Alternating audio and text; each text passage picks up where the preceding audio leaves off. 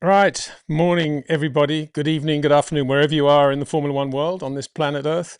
Sorry about that slight going black there. I'd forgotten to loop the starting soon thing, but anyway, here we are live and hopefully well amongst you all for our live stream in the build up to the Canadian Grand Prix. And we have a very special guest who I'll introduce in a millisecond. But I was just chatting to him about the significance, historical significance of the Canadian Grand Prix in Montreal, actually. Well, actually, you could say Mosport too, as thinking as he speaks, because that was really the first safety car intervention we had in the '73 Canadian Grand Prix. It was a complete mess. I think it was a Porsche 914 of all cars. And it came out in front of the wrong driver. Well, we think the wrong driver. There's still some dispute who actually won that race. Eventually, the win was given to Peter Revson in the McLaren, but he came out, I think, in front of Howden Ganley's Frank Williams ISO Marlboro, who was actually going very well at the time. And Jackie Oliver was in there too, saying it should have been him. Anyway, it was Peter Revson, and that was the real. I think that was the first safety car intervention we had in Formula One. So Canadian Grand Prix safety car intervention. 1, 2. The reason that Bernie felt so comfortable getting Pirelli to take over the monopoly position in Formula One and build last a Grand Prix distance, in other words, 2 or 3 stop strategies, or even 1 stop, was an incident in the Canadian Grand Prix with Takuma Sato when he was driving for Aguri Suzuki. And he managed to do a very good race by making lots of pit stops against the norm. And Bernie, after that race, thought, wow, that's the way to go with Pirelli. They don't have to worry about building a tyre to do the full Grand Prix distance anymore. And it started at that incident in the Canadian Grand Prix, which I'll talk to our guest about. And thirdly, there was a lot of weaving with Michael Schumacher one year in the Ferrari against Fisichella, Giancarlo Fisichella in the Benetton, just after the start-finish line going into turn 1. And after that, they just started to bring in this whole business of you can't move under braking. And that all started in the Canadian Grand Prix as well. Anyway, to help us with some of that, and actually to improve our brains enormously in terms of Formula One understanding, great pleasure to introduce my guest, Mark Slade. Mark, good to see you. Hello. How are you doing? Yeah, good. Bit of a long break, isn't it? I mean, it's a weird season so far, isn't it? We sort of start, then we stop, then we start, then we stop, and here we are, about to start again. And it's head on now, isn't it? Yeah, I mean, it's really cranking into life properly now from this point onwards, isn't it? And the crews will be, before long, they'll be exhausted and not knowing what time of day it is and all that normal sort of stuff. Yeah. Yeah. Do you remember that time with that race for Aguri Suzuki when they did that? They sort of lucked into running a 3-stop strategy, I think, didn't they? Yeah, I remember it for bad reasons, unfortunately. I was working with Heikki Kovalainen at McLaren then, and the circuit had broken up really badly at the hairpin before the long straight. Can't remember the turn number. Is it 9, potentially? Can't remember. Anyway, there was the circuit had broken up really badly, and they put resin down on the track to do a very quick fix to level the track up. But the grip was terrible, and our rear tyres were graining really badly, or particularly Heikki's were. And I think we actually did 5 pit stops in that race. It was absolutely awful. But Sato managed to, although he did lots of stops, I think the reason he did so well was because he actually did fewer stops than a lot of other cars, because he was managing not to grain his tyres so badly. I knew there was a stop in there somewhere. Yeah. And I remember us being basically out accelerated from that hairpin by him at some point during the race, and just the feeling, the pit of my stomach just fell away because we were just in such bad state. But having said that, I think Lewis might have won that race. He certainly did very well in it. So it just showed that he was able to manage the tyres in a way that Heikki unfortunately wasn't at that point. But yeah, I do remember, but quite painfully. I'm just going to make sure I've got your audio. Can you speak again, please, Mark? Yeah, testing. Okay, it seems to be coming.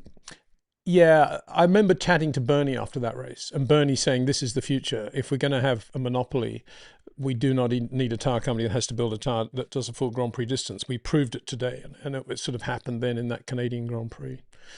So, yeah, there we are. Thoughts, Mark, as we go into this year's Canadian Grand Prix after this bit of a break again?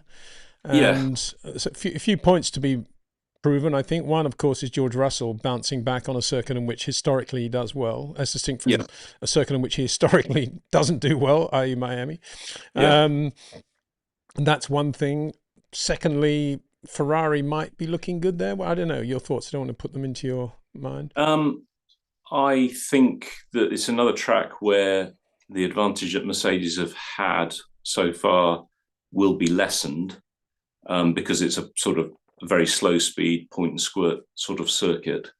When you say slow speed, what do you mean by that? The corner speeds are very low, so it's very high speed because of the straights, but the corner speeds are mostly very low. I suspect that Mercedes' advantage, which I think comes from mainly from medium speed corners, will be lessened. And it'll close the field up as a result. But we've got McLaren, I think they've got a big upgrade, haven't they, coming in for this race? Mercedes got a big upgrade coming in for this race. So they kind of fell back into the pack at the last race because everyone else had upgraded. So we might see, if that is successful, then we might actually see them restore their position. So it'll be interesting to see how that goes. I think Haas have a big upgrade coming for this one as well, because they kind of went backwards a little bit, didn't they, at the last event? So it's going to be interesting from that point of view. I think the reason why George was so successful last year is because Mercedes did something to their car that worked in Montreal, didn't it? And he had very, very good traction out of low-speed corners. But when they went to subsequent tracks, it didn't work. So they kind of were misled by by the success they'd had at that event. It was kind of a strange one. Did you ever suffer that sort of thing when you were racing? Not really. I mean, good traction is good traction, isn't it? Sort of within the realms of the circuit type. It was Aero related for the Mercedes, I believe. I think that's why it stood out, in that they'd done something that made the car very good at particular ride heights, which it was all about rear ride height last year. And I think that's what caught them out a little bit, whereas the change they made wasn't as appropriate to other tracks. Whereas I don't recall having that sort of behavior on a car that I worked with. We had an issue with tire temperature with Kimi in 2005. He was quicker on used tires than he was on new tires, so he had to do multiple laps to get the car up to speed, and it took a long time, and he was really struggling. Whereas Montoya, with his very aggressive driving style, was able to generate tire temperature quickly. So Kimi qualified quite poorly for that event, but then he ended up winning the race largely because Juan Pablo had he came into the pits when the pit entry was closed, and then he got a penalty for that. So yeah, that was tough. Funnily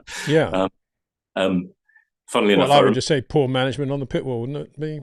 Blame all the engineers for that one. Yeah, exactly. But funny, it was in my opinion. But I remember walking back into the office after the race, and it was like someone had died. And I remember standing up and saying, "Come on, everybody, we just won this effing race." And it was like it was an indication of the atmosphere within the team at the time. Kimi winning was no longer thought of as being a great thing for some bizarre reason within the team. I mean, sure, everyone was a bit annoyed that they screwed up on the other car, but I didn't feel that ignoring the fact that we'd won the race with Kimi's car was... and remember, this was the year that Juan Pablo had injured himself earlier in the season, so he was effectively out of the running for the championship anyway. It was a very bizarre situation, that's all I can say. But indicative things that were going on in the team at that time. Well, I wasn't aware. I mean, I assumed there was sort of needle between Kimi and Montoya, but for it to have actually developed down to another level on the pit wall, the garage, I had no idea that it went that far. Oh God, no! It was a precursor of the Lewis Fernando situation that we got a few years later. Really? Yeah, oh, well. And it was to do with the people who were running the team. Yeah. And the atmosphere that they seemed to believe was the right way to do things. and it absolutely wasn't. Mm. Um, yeah, it was not fun. Actually, it was not fun. No, I can imagine. I can But imagine. anyway, there you go. There Yeah, you go. Yeah, it was. I don't know. so, Montoya's quite outspoken now. We get quite a lot of questions and comments. Oh, Montoya said this. Montoya said that. Max is not very good, or Max is lucky to have held that spin in Miami. I mean, yeah, give me a break. yeah. I think he's it's a bit like Ralph Schumacher, isn't it? He's sort of trying to say controversial things in order to get his name out there, I think, a little bit. I think Jacques Villeneuve does it a little bit as well. And yeah, okay, that's fine. It's a way of doing things. It depends what you're saying, really, Mm, and there's mm. actually validity behind it. But I tend not to pay too much attention. I mean, I No. thought Pablo was a fantastic driver, don't get me wrong, Mm, but very, very different to Kimi. And he he knew he had to do something within the team to beat Kimi because Kimi was fairly well entrenched at that time, and he successfully created a rift, which did hurt Kimi. mm. So he was successful in that sense, but it wasn't too successful for him because he only did 1.5 seasons with McLaren before getting the boot. So I think all in all, it wasn't It's settled very interesting, isn't well. it? Because that you could say that was, as you correctly said, a precursor to Fernando and Lewis. Yeah, And look what yeah. happened there. Lasted a year in the case of Fernando, and then Fernando did the same thing at Ferrari against Massa, and Well, that to be ended in tears too, really, didn't it? it did, but I would say that the situation at McLaren with Fernando and Lewis wasn't entirely or wasn't even largely Fernando's doing. He came into the team with a certain expectation, and it wasn't followed through, shall we say. And I think it's also fair to say that Lewis and his father worked quite hard to create a situation within the team because they knew they had to make a mark. So there were lots of factors, and it certainly wasn't entirely Fernando that created that situation. Well, it's never entirely one thing anyway, is it? And No, I'm no. sure, it was a bit of that with Juan Pablo as well. Yeah, All drivers like to think that when things aren't going well, some of them correctly, some of them not, that it's you know not really them, and they're not getting the best from the team or what they're promised. It was a very similar thing with Nelson Piquet in at Williams with Nigel Mansell and Keke for that matter. yes, yeah. No, I can see similarities to that. Mm, But the problem with it is that you have got other cars and other teams to beat. And when you're up against someone like Michael or Fernando, as a team, you can't afford to, to be weak within your team mm, and successfully beat those others. It's really tough, yeah. really tough. I know obviously it did happen to some extent. Obviously, Nelson did win a championship, so it worked for him there. But I certainly think for McLaren, it cost us a championship in 2005 and it cost us a championship in 2007. Wow. Wow. Changing the subject, did you watch any of the Nürburgring at the weekend? Max I did. Verstappen doing his I thing? did. And Thoughts? I thought it was fantastic to watch. Um, I just thoroughly enjoyed it. It's funny, even when there wasn't much happening, maybe it's just because I'm a nerd. I just found watching those cars going around the Nürburgring absolutely brilliant. It's an amazing circuit, completely unsuitable for Formula One, but it's a spectacle in itself just seeing those cars go around there.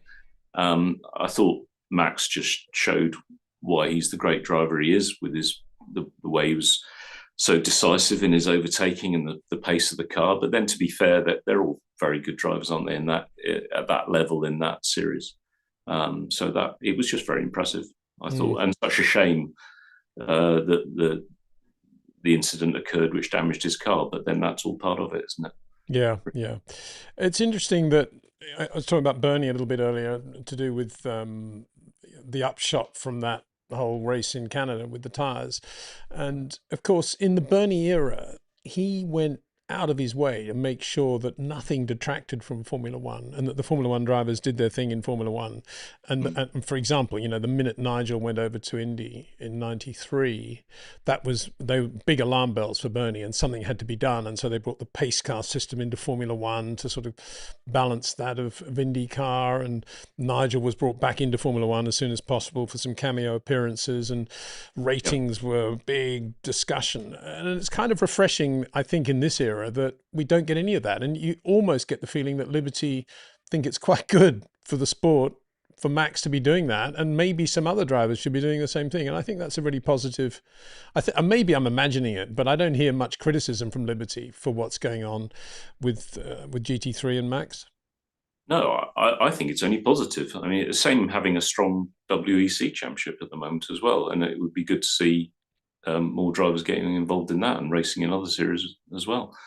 I think the sensible view is the fans of Max Verstappen go and watch the GT3 racing at the Nürburgring, and the people who are fans of GT3 racing see Max come in and go, "Oh wow, actually, it's not all BS. He is a fantastic driver. Maybe I should go and watch some Grand Prix as well." And it works both ways, and it just broadens the appeal.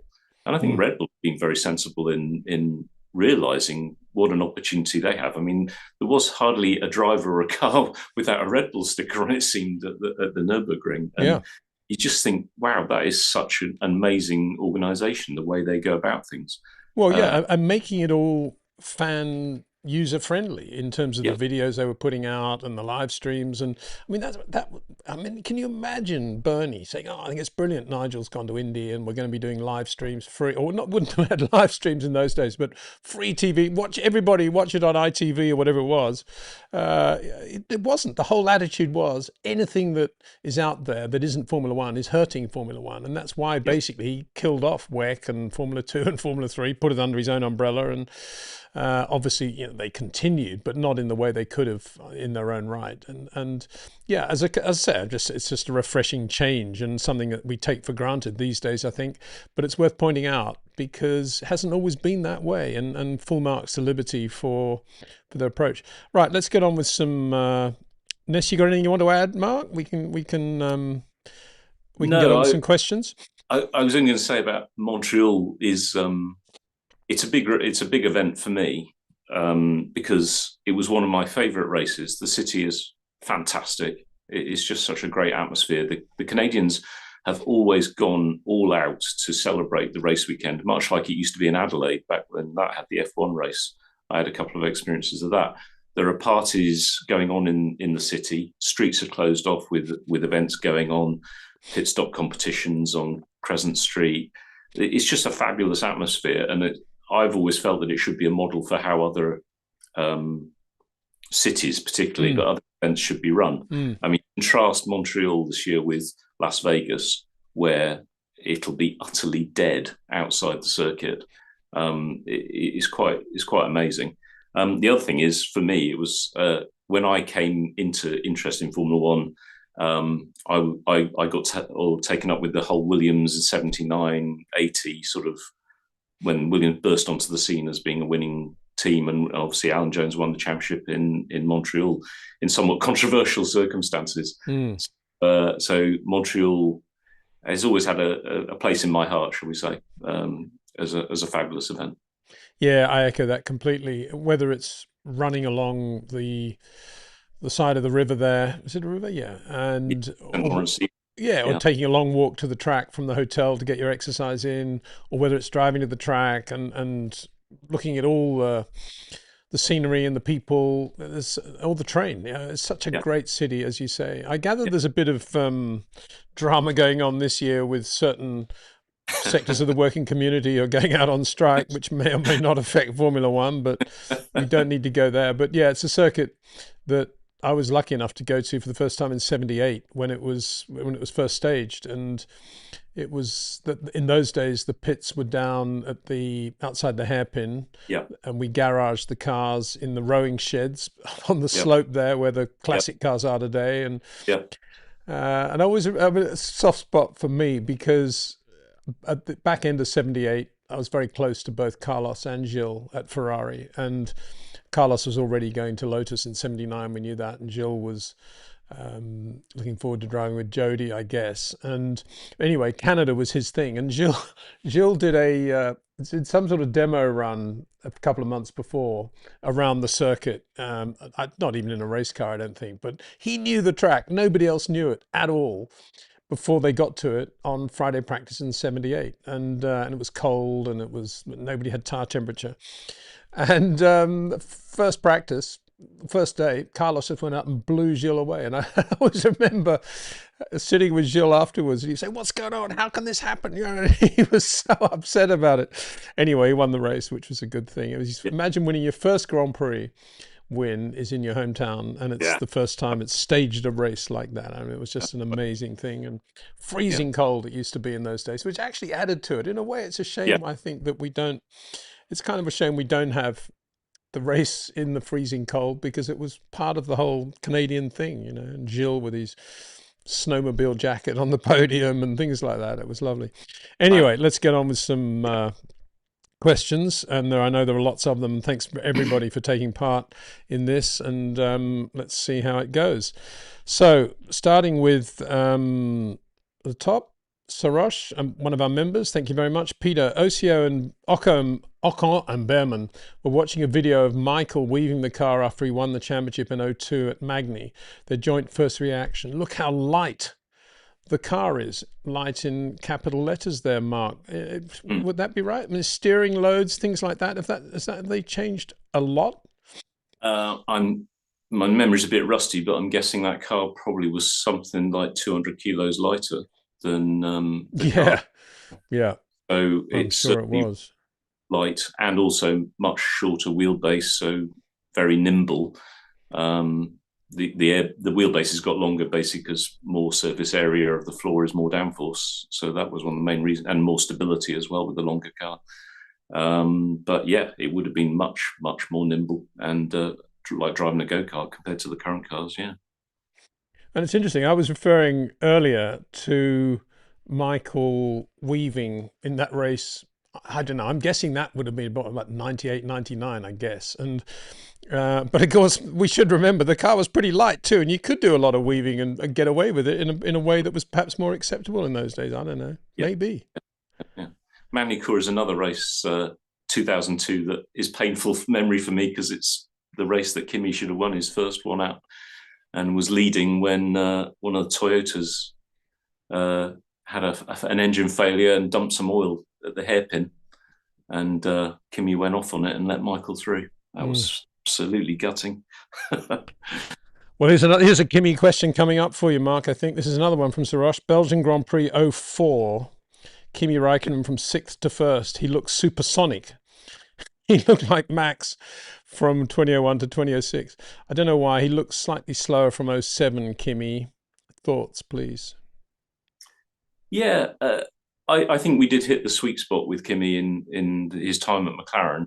I don't know why. I think partly, I suspect that the car design and setup and aero suited him particularly. The Michelin tyres in '02 to '05, '06 even, I think he got on very well with them. They had very strong front end, so his desire to drive a car that almost drove itself, you could set the car up around that with those tyres, and it was very effective. The only time we really struggled in terms of performance was '06, when the Michelins were really, they did adjust the design to make them very high working range, so that they had to get hot to work. And that suited Fernando and the Renault a lot more than it suited us that year. The 2006 McLaren was a very good car, but if you remember, the first Mercedes V8 wasn't the best engine. And we struggled to put enough load in the car aero-wise, and also that tyre characteristic meant that Kimi struggled to get the tyres working, particularly in qualifying. Not so much in the races, because obviously once you get going in the race, you can build temperature quite quickly. But that was definitely an issue. But Belgium 2004, that was a fantastic race. That was the 19B McLaren, which was actually a different car than the one we started the season with, and the car that Adrian had wanted to build at the start of the year, but for various reasons we couldn't cope with that. But it was basically the prototype for the 20 that ran the following year, and aerodynamically it was a huge step forwards. And Kimi was always phenomenal around Spa anyway. I think he's won 5 races around Spa potentially. He certainly won a lot of races in Spa, and he just loved that track. And he had such tremendous pace. And I remember, I think there were a couple of restarts, safety car restarts, when he was ahead, and he sort of played games with Michael coming up to the start finish line, start going and then slowing, going and slowing, and it was really good fun. It was the only race we won that year because of the late start with the car, but really, really good fun. Just on that, the restarts, and even thinking today, how much do you do it? Would the engineers do any rehearsal with drivers on that, sort of in the build up to a lap, maybe an untimed practice on Friday? Would you practice something like that, the exact moment when it would be perfect to restart the race if you were leading it? No, we didn't. I mean, that's not to say perhaps we shouldn't, although it's, given the time pressures of practice these days with only 1 hour sessions, it's kind of difficult to do that sort of thing, to be honest. But the drivers would certainly think about what would be the best place to go, and sometimes they'd have a chat between themselves about, what do you think, or what, and have a chat about it. So that was helpful. But I think we just relied on the drivers' experience and instinct to know how to do it. And certainly with Kimi, he was very good at managing that side of things. He didn't really need any help from us in that respect. Yeah. Right. Next question. Mark, how would you compare Kimi to Lewis, specifically 02, 06 version of Lewis, please? They're just very different characters, and I would say quite different driving styles. Kimi, I would ultimately say that for me, Lewis is the fastest driver I've been in a team with. When he, certainly when he started out, it's impossible to compare a driver unless they've been in the same car at the same time, to be honest. I do think that Kimi's period 2002 to 2006 was, as I just said, his sweet spot in terms of car compatibility with the car, and the single lap qualifying that we were doing suited him down to the ground, and got the most out of him. He was more, I'd say Kimi had a better understanding of the car than Lewis. He was better at pinpointing what he needed the car to do. But I think Lewis is one of the ultimate seat of the pants drivers. Lewis could just get in the car and it would be quick. And from what I heard, because I didn't work directly with Lewis, sometimes it was difficult to understand what Lewis was trying to get at in terms of the changes he needed with the car. That's all I would say, is it was a little bit more tricky to work out what he actually wanted from the car. And that did lead to some mistakes. I remember at Silverstone in 07, they went with a setup that was very hard on the rear tyres. They were running the car into bump rubbers on the rear corners and trying to cure a high-speed understeer, and it just destroyed the rear tyres. And in any way, the ride of the car wasn't very good. So he wasn't as quick as Fernando at Silverstone that year. So I think that if Lewis had a weakness, it's more in the setup side of things and getting his point across to the team. But in terms of outright speed, I suspect he probably has the edge over Kimi, as in fact he has over most drivers, in my opinion. Certainly at that time. So that's it. I think in many ways, Kimi was a bit more of a complete driver in the way he thought about his racing. It was so early in Lewis's career, like the mistake in Shanghai when he came into the damp pit lane from a dry track and went off. That's, I think that was an indication of inexperience at that point in his career. But Kimi Kimi was. I know it seems strange to say, but Kimi actually, I think, put an awful lot of thought into his racing. He just didn't tell anyone else what he was thinking. Yeah, fair enough. It's interesting you talk about Lewis. Very glib to say it, but perhaps not quite as technical as Kimi in terms of setup. Mm. But you made the point that Kimi loved, as long as he had a front end that worked, he was kind of 80% there. If I don't want to Yeah, paraphrase you, but yeah, yeah. was that not the case with Lewis? Did he not just want a front end? And I guess the byproduct of that is, if he didn't have a front end, maybe he could do more with the car than Kimi. I think that's the point. I think he probably could. I think Kimi, when Kimi came into Formula One, I think he was a very adaptable, versatile driver. He hadn't done much racing, but I think he kind of got tuned in to that McLaren on Michelin tyres. And in some ways, when he went to Ferrari, there was a little bit that he missed of that feeling, and it took him a while to adapt. I mean, Kimi was very, very quick in the Ferrari, and certainly in 7 and 8. Maybe he went off the boil a little bit after that. So maybe I'm not being entirely fair, but it was very clear with Kimi what he needed from the car. Whereas with Lewis, he just wasn't able to explain as clearly what he needed and what we needed to change to make it work, was the understanding, the impression. But my point is, maybe that's because Lewis had a slightly wider vernacular, and Yeah, therefore he couldn't then pinpoint things because he yeah, could always cope basically with what he had. I think that's probably true. I think that's probably true. But I think sometimes Lewis didn't get as much out of the car as he could have done Yeah, because he wasn't able to get the point across. yeah, And I get use that that. an example as a good example where they did some simulator sessions, came up with the setup.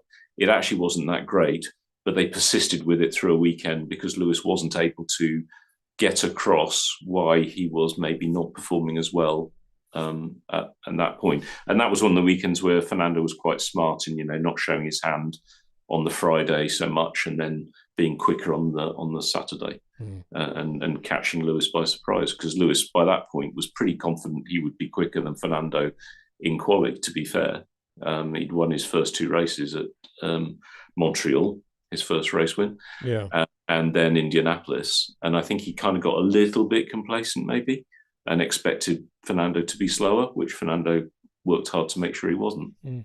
Yeah. You mentioned Lewis and his dad in '07, and they did a pretty good job together behind Mm. the scenes. But would they have gone to the length you just described there with Fernando, where Fernando using a lot of his road dust, as you say, not to show his hand too much on a Friday and then suddenly to be quick on a Saturday? Was Lewis up to that sort of thing as early as '07? They were up to things behind the scenes. In the car, Lewis was always quick, and Lewis, one of his strengths in '07 was that he would look at the data in pretty detailed look, and he would pick out where Fernando was quicker than him, and then on the Saturday he'd adopt that. And so there were places where Lewis was quicker than Fernando on the Friday, and Fernando, I think, was a little bit. He didn't really believe that Lewis should be quicker than him, and he wouldn't pay enough attention to where Lewis was quicker always, and he wouldn't necessarily adopt what Lewis was doing quicker. So we'd see Fernando quicker on the Friday overall, maybe, but Lewis quicker in some places. And then on Saturday, as I said, Lewis would have picked up where Fernando was quicker and add that to what he was already doing better than Fernando, and he would come out on top in quali on a fairly regular basis. There were times, I would say, that Fernando tried to do what Lewis was doing on a Friday and found that he couldn't. Monaco into Casino Square, he lost time to Lewis and couldn't work out how to get that. And the other one I remember is Bahrain, the internal straight, the very sharp corner leading onto that straight. Lewis was quicker than Fernando through there, and Fernando could work out how to do what Lewis was doing. But a lot of the time, I just felt that Fernando didn't look enough at the data and didn't spend enough time trying to pick up on what Lewis was doing because he just assumed he knew better, which I think as a two-time world champion with 5 years of experience up to that point was maybe not entirely surprising. No, it's more than that, wasn't it? Because he debuted in 01, so 6 years of experience. Yeah, and the other point was he'd never had anybody as quick as Lewis alongside him, so he'd never had Yeah, to do that before. yeah. I mean, I was told by the Renault guys when I went there that Fernando always struggled when Giancarlo Fisichella was quick. He always struggled to deal and with Jarno that. Trulli as well. Yeah, and so I think it was a bit of a mental thing. He wasn't keen on looking at the other driver and learning from him. And I'll be honest, Kimi was a little bit like that as well. He knew how he wanted to drive the car, and he wouldn't sort of. I think with Kimi, he almost regarded it as if he looked at what the other guy was doing, he would confuse himself. There was one time at Renault where we developed some comparative video technology to look at onboards, which was a new thing sort of around about 2012, 13. And we put it up in front of Kimi, and he came in and sat down and he saw it, and we said, do you want to have a look at this comparative thing? And he said, don't ever show me that again. Fair enough. Okay. Okay. Got you there. Got you. I think we know where you're coming from, Kimi. Yeah. Don't ever show that again. Yeah, okay. Good one. Right. Let's get on with some others. Unbelievably good questions today already. I mean, it's just fabulous. Thank you so much, everybody. Jim Hunts. Hi, Peter. Would you ask Mark to explain exactly how Merck and Red Bull are managing to increase their compression ratios when their engines warm up? Well, I can't explain exactly because I'll be honest, I'm not 100% sure. I think the belief is that certainly for the Merc, that they may have a separate combustion chamber connected by very tiny sort of tubes almost within the cylinder head, and that as the cylinder head heats up, those sort of close up and effectively make that extra space in the compression head. It doesn't effectively, it closes that off. I'm sure it doesn't fully close it off, but if that's what they are doing, it's very clever. And not illegal. And not illegal. No, absolutely. The rules say you measure the compression ratio at, what is it? Yeah, but what do you say at the beginning of your explanation? They have a second. They effectively have another. This is understanding, so I'm not sure. But this is what what one possibility. They have there's basically a two volume combustion chamber. But there must be that must be against the regulations to have a 2-volume combustion chamber. Sure. Well, they are connected, so you could say it is one combustion chamber, couldn't you? They're connected by. Depends how the rules are written about combustion chambers. Exactly, but as I see it, it's always one combustion chamber in as much as they are connected volumes. And if the connections are by very fine, effectively passageways which close up and so effectively prevent that second combustion chamber becoming part of the combustion chamber in use at high temperature, then you're getting a benefit from it. And I just think it's a very clever interpretation of the regulations, potentially, if that's what they're doing. So I don't have any problem with that, and I don't think anyone should do, really. Well, no, if it's not explicitly excluded in the regulations, nobody should have a problem with it. No, it's the first time I've heard anybody describe it as effectively a second combustion chamber, though. That's what caught my ear. Yeah, well, I think it's just, imagine two volumes, one much bigger, which is the main one, and a smaller one, and then very fine passageways connecting the two.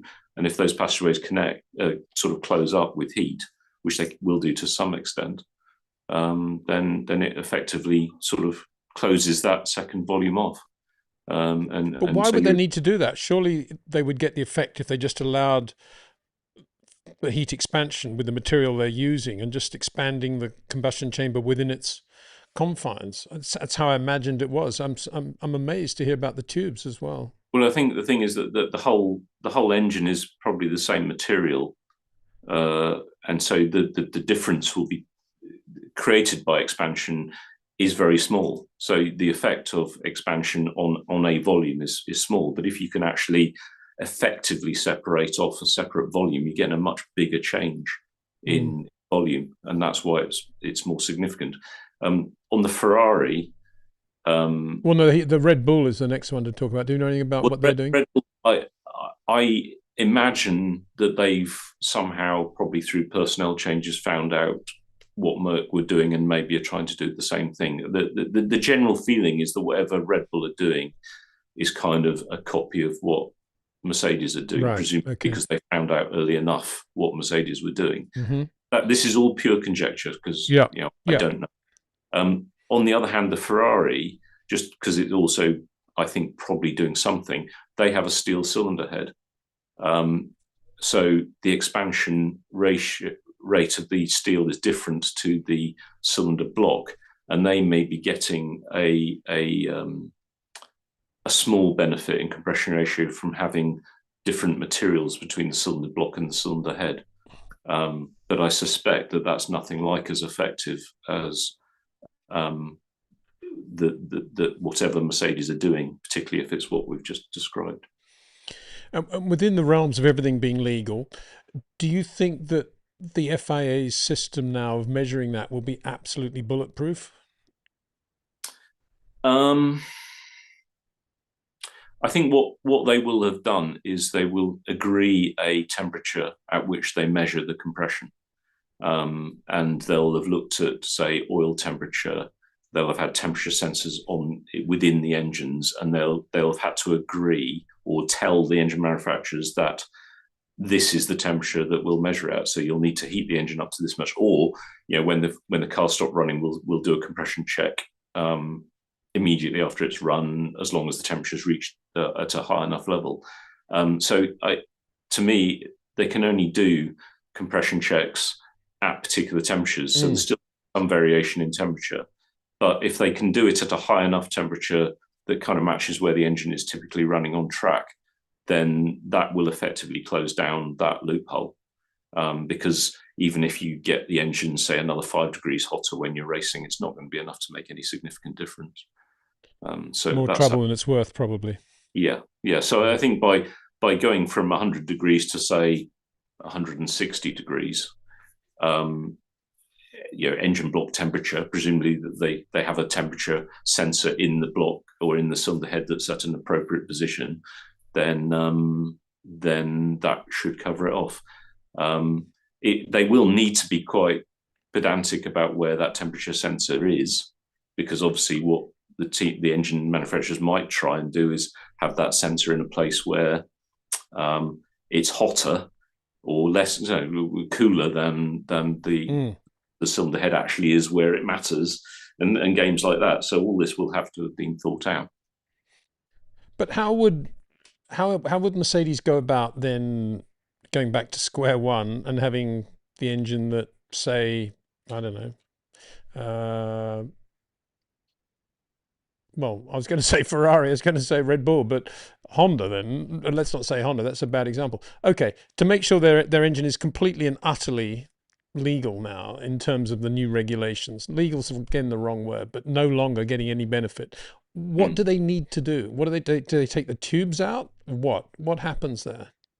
Yeah, they'll effectively they'll have to make the combustion chamber an appropriate size, such that at the temperature that they measure the compression at, it satisfies the 16:1 requirement. So they will have had to, I think, assuming that what we think they're doing is true, they will have had to redesign their cylinder heads to comply. So it's not a small change. And what about Ferrari? Do you think they'll be retaining steel? Well, I think they said that they did the steel cylinder head for stiffness purposes, but I suspect that this compression ratio might have been the main reason or a happy side effect.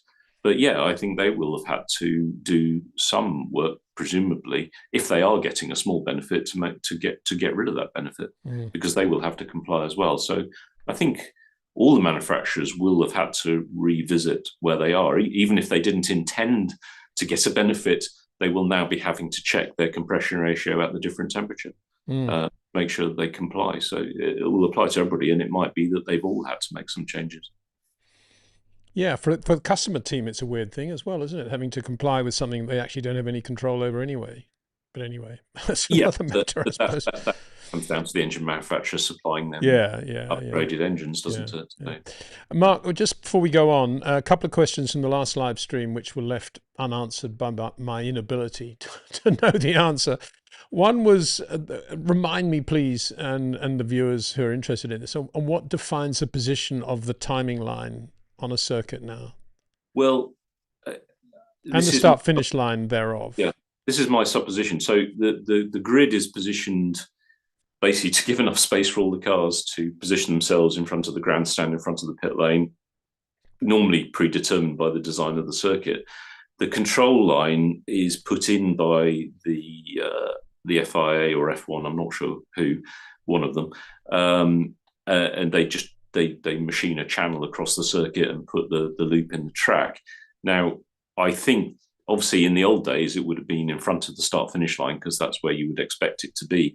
But in order that the cars cross the control line as they enter the pit lane, it effectively has to be before the grid at almost all tracks, I would imagine.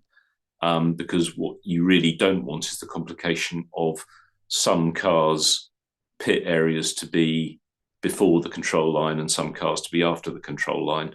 We had a bit of a scene at Silverstone in '98 when Michael Schumacher got a penalty. The procedure was not followed, and Ferrari decided to stop Michael effectively after the race had finished because they thought they'd be clever and bring him in and serve the time penalty in the pit box at the end of the last lap. But actually, he'd crossed the control line already, so it was somewhat irrelevant.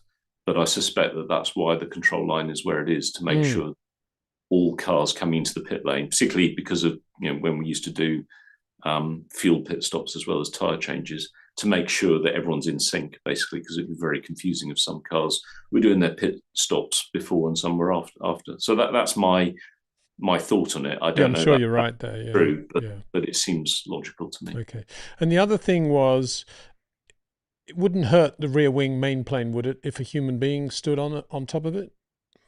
No, I think they'd be strong enough to cope with that. They're designed for aero load, which is a sort of a uniform, or not uniform, but a pressure across the whole undersurface, with obviously a local high at the thickest point of the cord, I presume. So they have to be strong to take those loads. So they're not designed to take localized high pressure loads. So it's possible that the upper surface may not be that strong on the rear wing, and if you stood on it, you might go through it, possibly, because the upper surface isn't loaded. But in terms of the attachment to the car, the rear wing has to conduct all the force from the rear wing has to go to the car. So certainly you're not going to break the attachments by standing on it. So I think if any damage could be done, it might be because the upper surface might be a little fragile for weight purposes. That's a good thought. Yeah, I hadn't thought of that one. Right, moving on. This is from Vicky. Hi, Peter. You describe Juan Pablo Montoya and Kimi Raikkonen's steering input through Rascasse in one of your streams. Yeah, I did that, taking lots of photos of them from the media center, which is one of the best vantage points of Rascasse. You're looking down on the entry into the tight bit, and you could see that year how much earlier Kimi was turning in and then just doing his beautiful rotation, a lovely straight exit, and Montoya was making the corner go on much longer and sort of waiting to load up the rear and then having a sort of oversteery moment coming out, shaving the barrier. But the question is, can you ask Mark about the lateral load against braking or vice versa was evident on the data? So what I just described, would that sort of thing have shown up on the data, Mark, in terms of Kimi turning in earlier and then doing a really good job trading off lateral load against braking inputs and outputs just to make sure the front's not understeering, and then getting to a nice slow rotation point, doing all the nasty stuff in one movement and then getting out. Is all that detail visible on the telemetry you had then? So you can see what the drivers are doing, and you can see when they're having to make corrections. And what you have to do is try to interpret what's going on and talk to the driver and say, if you're having a problem at this point, it might be because you're, putting a bit too much combined lateral and longitudinal. So if we reduce the amount of engine braking, or if you're slightly less hard on the brakes at that point there, that snap might not happen. I don't think, in my experience, we're not able to say to the driver, this is the perfect tire envelope, and if you load up the lateral here, overall you'll be more efficient. That's not something we could do. I think it was an ultimate aim in terms of modeling, and undoubtedly some drivers are better than others at judging that limit.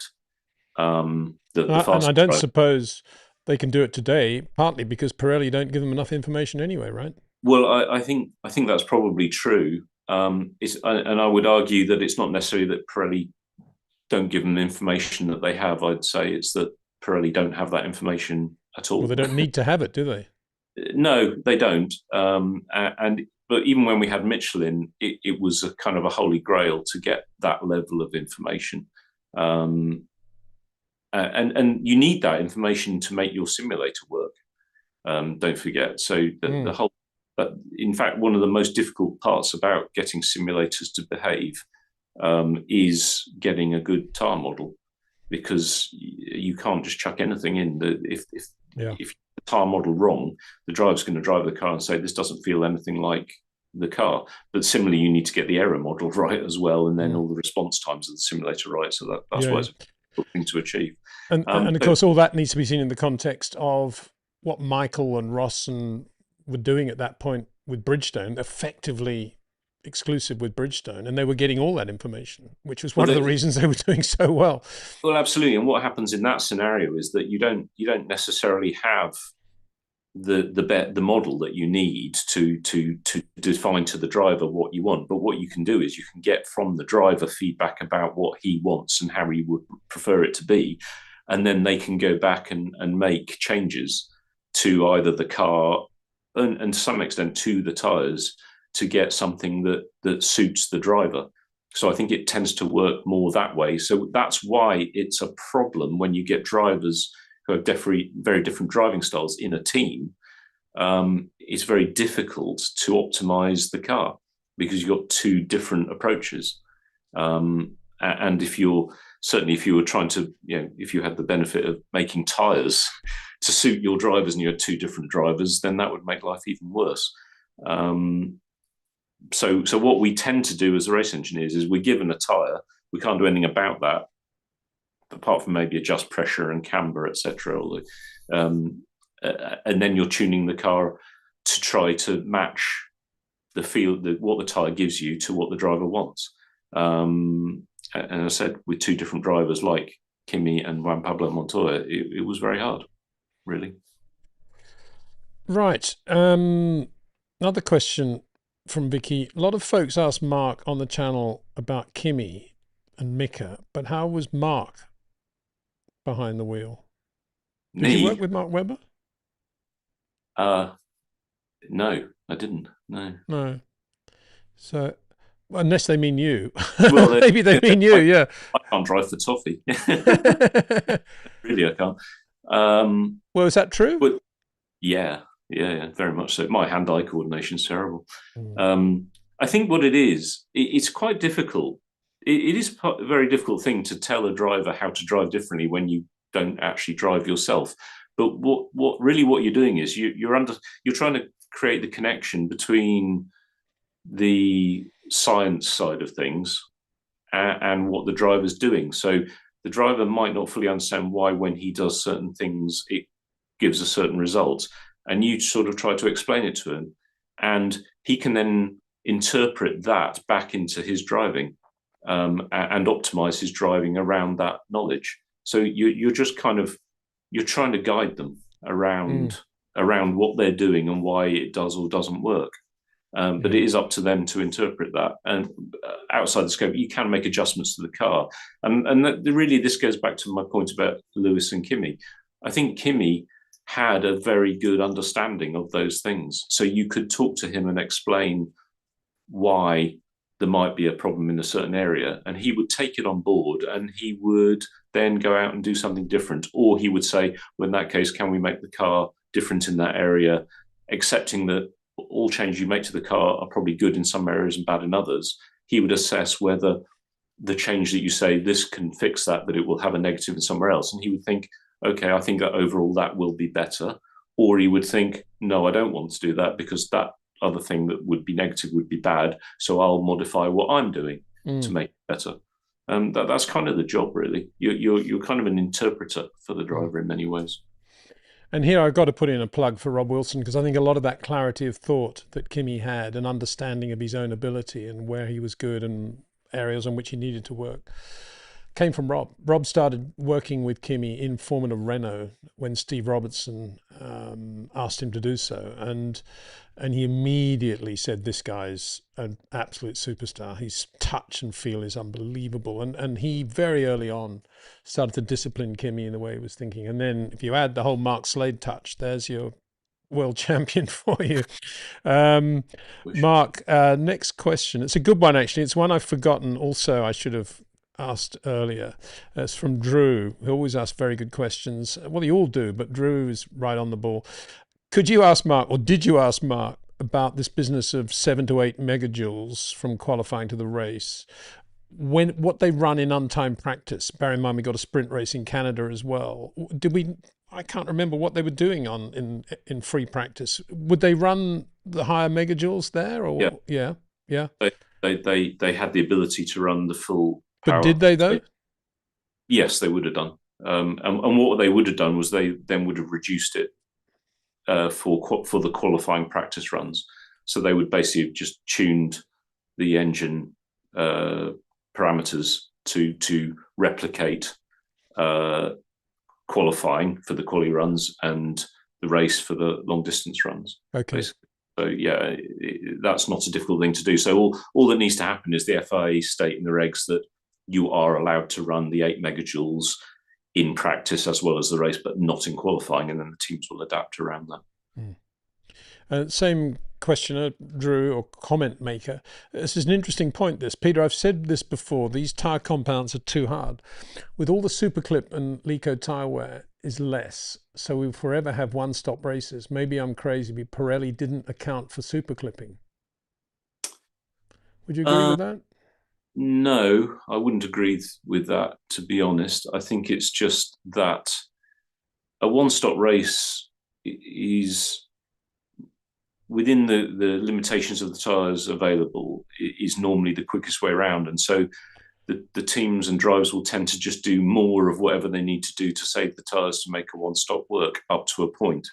The thing that normally forces teams into two stops is graining of the tyres or excessive wear.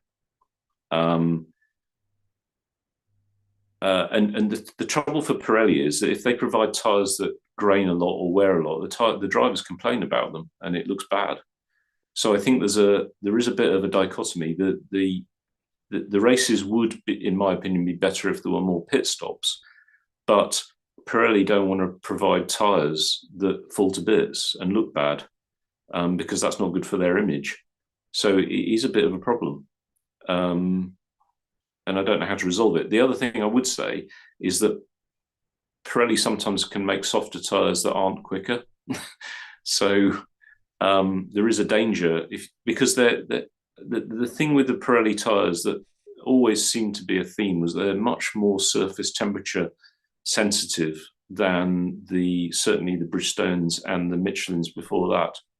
So when they make softer tyres, the surface heats up more quickly, and they lose performance.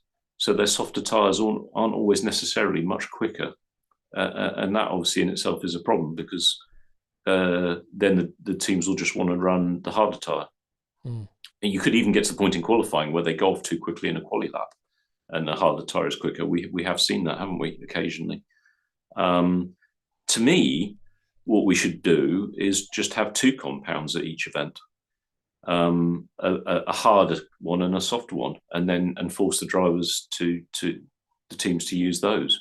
The reason we have three compounds, I think, is because back in the day, and I'm talking about late 90s, early 2000s, you had quite a big difference between teams. And to close the field up, there was a feeling that the slower cars could use the softer tyres, and the quicker cars, because they had more load and go quicker through high-speed corners, couldn't use the softer tyres. And so it kind of closed the field up a little bit, and you'd end up with the slower cars using the softer ones to be a bit quicker relative to the quicker cars. But I think that's a bit of an outdated philosophy now. And certainly IndyCar does very well with running only two compounds. So I'm not really sure why we still have three compounds. I think it's an overcomplication. And in actual fact, it would then, if you had a very soft tyre and a very hard tyre, it's unlikely the very hard tyre would be quicker in quali, but the very soft tyre might force you to run an extra pit stop, potentially. I suppose the danger is you just do 80% of the race on the hard tyre and then just a very short stint on the soft tyre. And that might seem a bit odd as well. But I think there are things that could be done.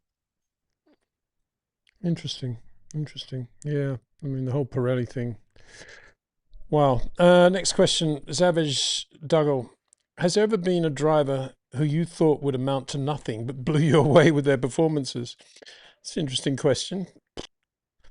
I think I have to put my hand up and say that I never imagined, when he was doing Japanese Formula 3 and not going very well, that Jacques Villeneuve would then go to America, win the Formula Atlantic Championship, win the Indy 500, and then come into Formula 1, take the pole for his first race, and go on to win the World Championship. It's not that I didn't rate him in terms of having a talent. I don't know. I knew him reasonably well when he was doing Japanese F3, and I just remember thinking, he's going to be struggling. But he didn't, so I put my hand up, Jack, and say, wow, you did it, man. Anybody that you could say that about, Mark? Well, I was just going to say, it's funny you say that about Jacques, because when I was at Reynard's in the late 80s, early 90s, the guy who used to go to the Italian F3 races used to come back saying how terrible Jacques Villeneuve was. Again, it was a big surprise when he went into Indy and was successful he was, and as you say, then went into Formula One and was successful. So I think he certainly does fit into that category.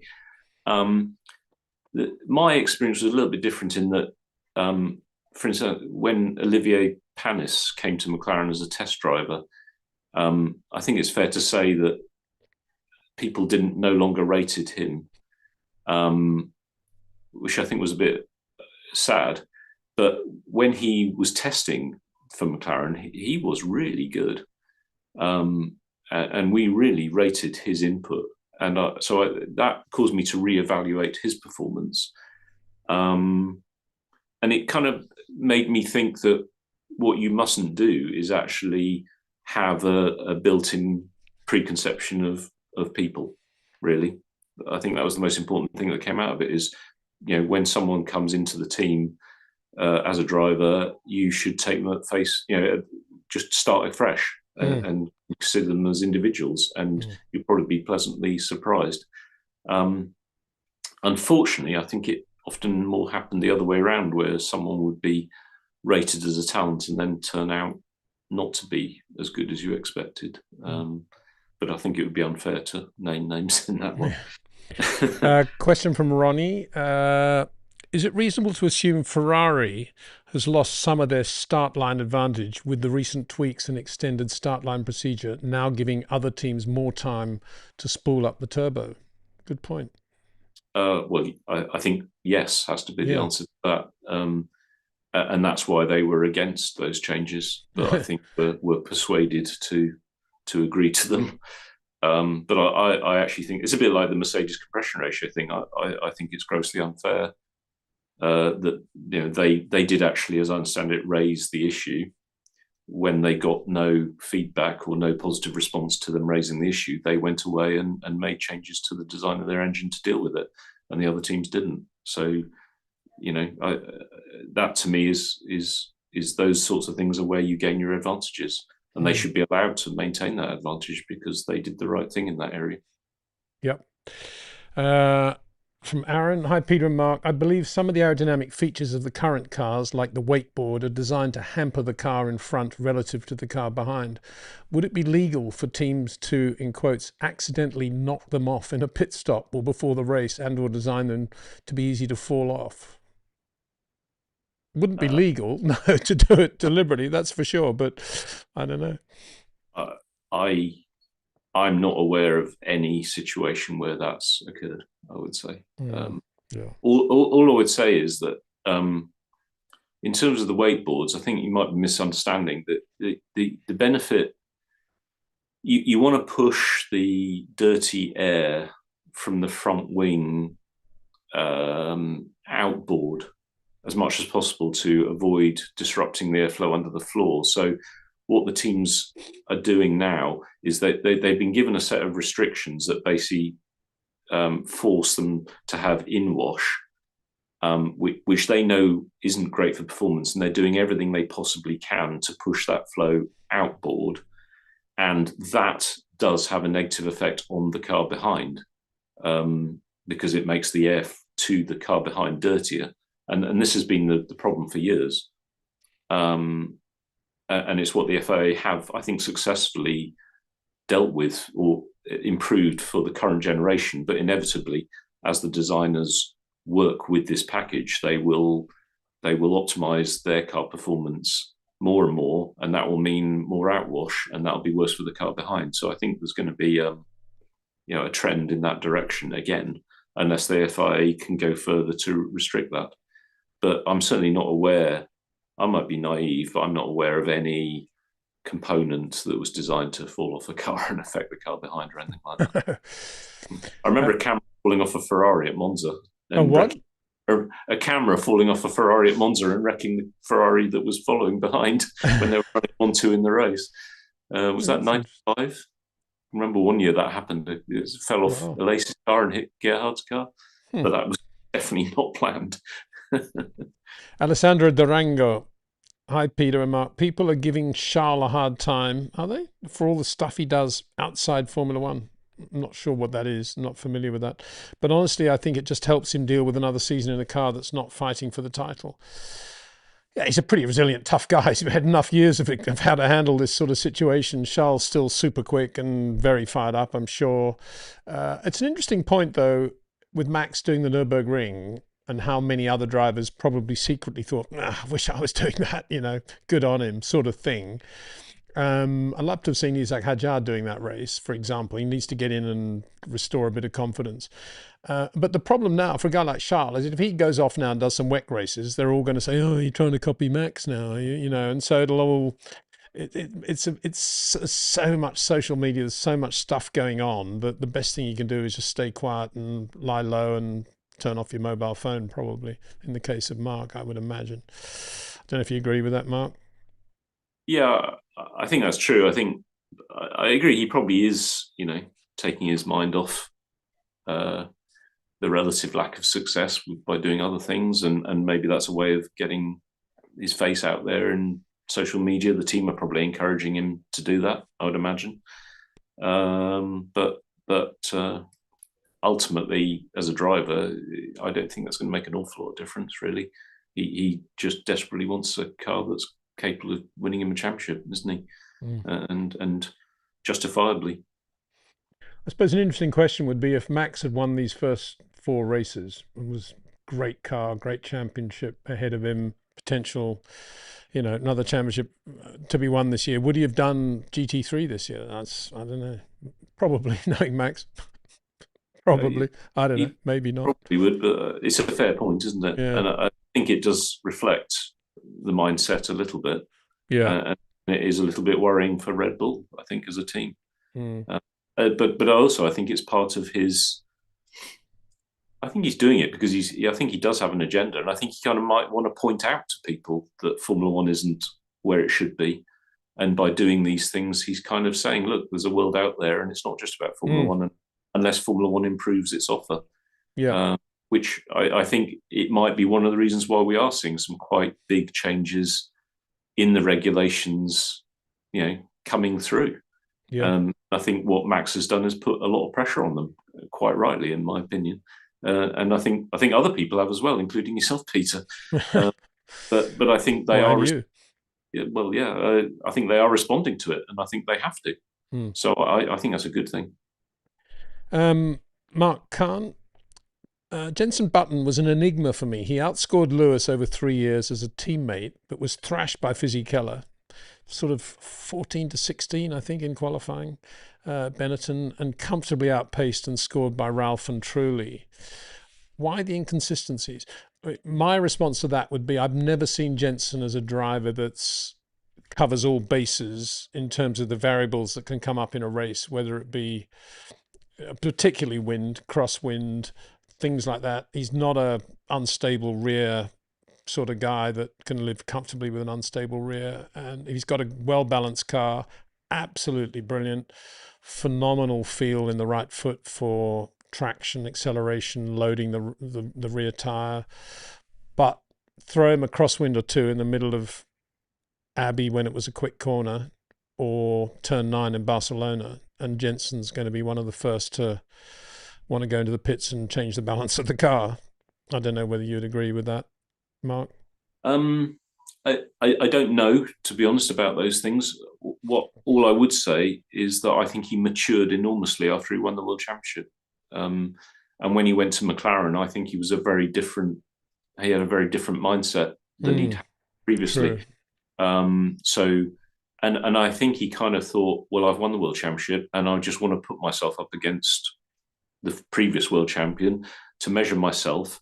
And what we saw was that Lewis, in my opinion, didn't drive as well after 2007.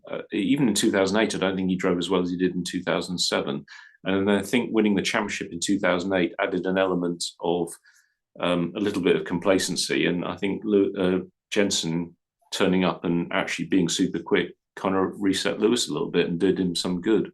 So I think he was taken a little bit off guard by Jensen. I mean, going back to the previous question about drivers who performed better than you expected, despite the fact that Jensen had won a world championship, when he went to McLaren, I thought Lewis would blow him away. And I have enormous respect for what Jensen did. And it's mainly from that period at McLaren. I think he really excelled. Yeah. The car tyre combination suited him. But I think he did exceptionally well, really. And I think he was just a better all-round driver, having won a championship and got that confidence boost. And he probably became a bit more thoughtful and more a rounded person, really. Yep. He was superb at that period. Zavej Duggal. Max said his first victory was the most special one. Mark and Peter, the day you won your first victory with the team, how did you feel then compared to your last victory with a team? Well, in my case, I guess you could say it was 85 European Grand Prix at Brands Hatch when Nigel won his first race. And unbelievable relief on my side because it had been, a fight from day one to get him a Formula 3 budget, let alone to get him into a Formula 1 team, let alone to get him into a competitive Formula 1 team and car. And get him into the Williams was tough enough. I think we had like 4 months of Frank in '84 saying, oh yeah, really interested in Nigel, tell him to give me a ring, and then not answering the phone or whatever, and this going on and on and on. And eventually the Dutch Grand Prix '84, Nigel saying to me, just go to Frank's caravan, tell him I'm not interested. If he doesn't want me, I'm not going to be messed around. This is crazy. Tell him that I'm not available. I don't want to drive for him next year. So I actually said that to Frank. He was just about to go out for a run. It was on Friday evening. And what do you mean? What do you mean? And sure enough, within an hour, the handshake was there and we got the deal. And it was a similar thing getting the Lotus deal, the March deal, all sorts of things. And anyway, when he won at Brands, it was just total relief that finally it was all justified. All the work and all the effort was justified. It was an amazing feeling. And I loved that car, the FW10B. I loved the livery of it. I loved Brands Hatch that day. Well, I always loved Brands, but that day particularly was a golden day, late summer. Great dice with Keke. He won that race. It wasn't given to him, and it was just a fabulous day. And the last win, actually for me as team manager in '92, was ironically was Ricciardo winning at Suzuka in the 14B, which was it was, I have to say, '92 was a very different feel for me in terms of my life and career, because I felt I was in the army at that point, running a race team. Mark probably felt the same way. You just go from one race to another. Everything's very regimented. You're there very early in the morning, late at night. Everything happens in order. And my job as team manager was just damage limitation to make sure nothing went wrong, really. And that often did, of course. And it was almost kind of matter of fact, that last win. I didn't take it for granted, never took a win for granted, ever. But at the same time, it was, everything went according to plan. That's the way it should have been. Quick car, great circuit. Nigel had a problem, he's on the pole. Ricciardo won. It's the way it should be with a race team. So that was a nice feeling. Yours, Mark? It depends. So the first race that I was in a team that won was a McLaren in Melbourne in '97, when DC won the race. And that was particularly satisfying for me because I'd pushed really hard to do a one-stop strategy with both cars. And I remember Dave Ryan, who was effectively on DC's team. He was the pit wall communicator for DC. He was very anti that. He thought we were playing a losing game, but we did it, and he won comfortably. I think everyone else stopped, and we were like, why have they all stopped? And DC kept going and won, and that was brilliant. And afterwards, Dave Ryan came up and said, good job, Mark. And I was like, thank you, Dave. Because nice. to get a compliment from Dave Ryan meant you had done a good job. Yeah. So that was very satisfying. The first win on my side of the garage was actually when Mika won in Jerez that same year. And I was absolutely furious because there'd been a lot of shenanigans between Ron and Williams about helping Jacques win the championship. And it resulted in a right old mess on in McLaren, because Mika was leading DC, running behind Jacques and Michael, I think. And Ron told us to stop Mika first, ahead of DC, to try to help Jacques, but it wasn't going to. So it was a pointless thing. But it meant that when DC stopped second, he came out ahead of Mika. So I was furious about that. Then... Hang on, I'll stop you there. I thought the great undercut always resulted in a result. No, because this was when the tyres didn't deteriorate that much, but the lighter fuel load meant you were lighter before a pit stop than after pit stop, because the new tyres didn't overcome the extra fuel load. So it was different in those days.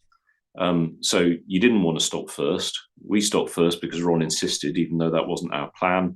That meant we were behind DC when we shouldn't have been, because Mika was quicker. But then it got even worse, because, okay, that's happened. Then Jacques says, Jacques is leading because Michael's taken himself out of the race. Jacques says, I want my mate DC to win the race and say thank you for McLaren trying to help us out. So Jacques radios Williams to tell him that he's going to let DC through. Someone goes down to McLaren and says to Ron, we're going to let DC through. So Ron immediately gets on the radio and tells DC to let Mika through, so that when Jacques lets a McLaren through, it's Mika, it's not DC. So that happened, which was just a farce. And then DC was so angry, he nearly took Jacques out at the hairpin on the last lap. You never see it.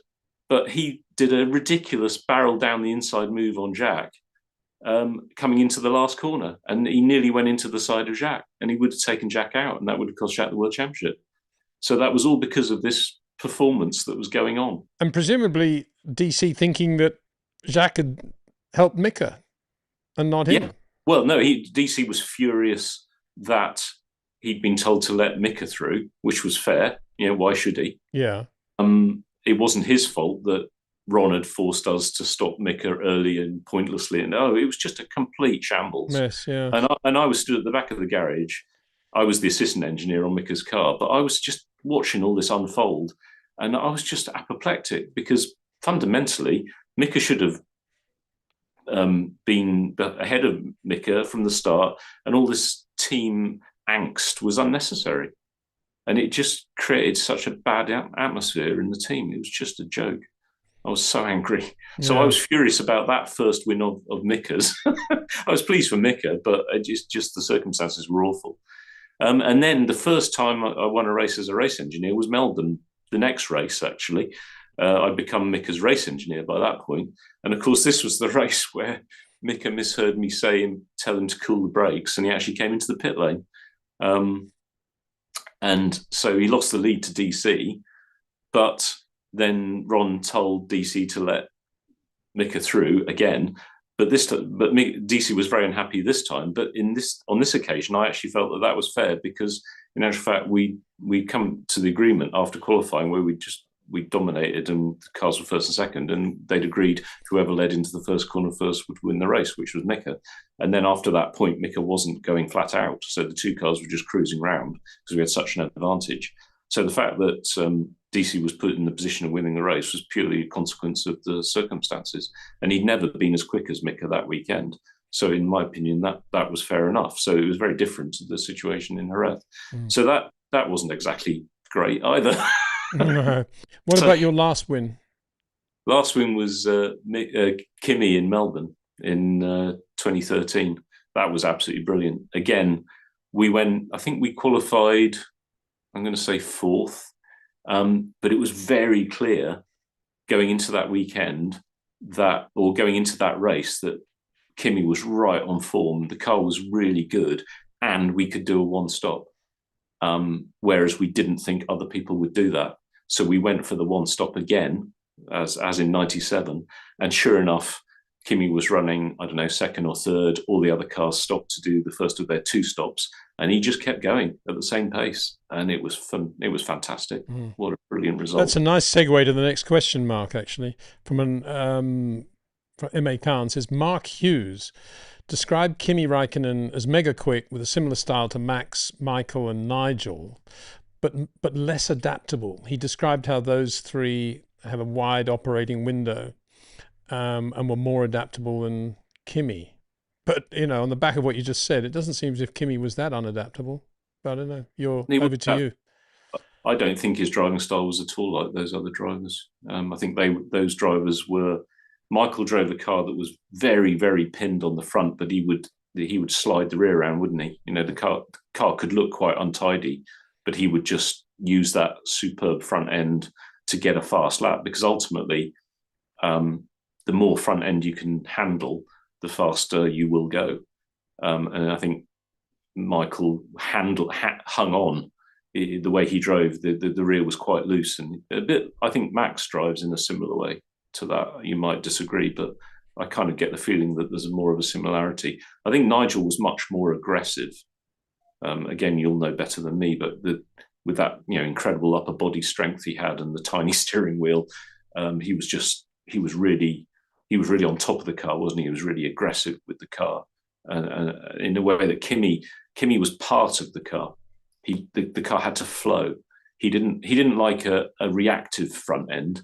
He just wanted a strong front end and a stable rear end. So it's kind of like he wanted the perfect balance, which is fair enough. But what was good about Kimi was that he could work with you to get close to that perfect balance. Whereas I do think the others, I think he was a bit less adaptable than those other drivers, in that if the car wasn't quite spot on, he wouldn't be quite as quick, because mistakes would follow.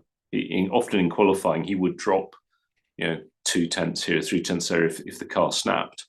So that was a bit of a weakness. But in the race, when you're driving it a bit less on the edge, he would make up for that.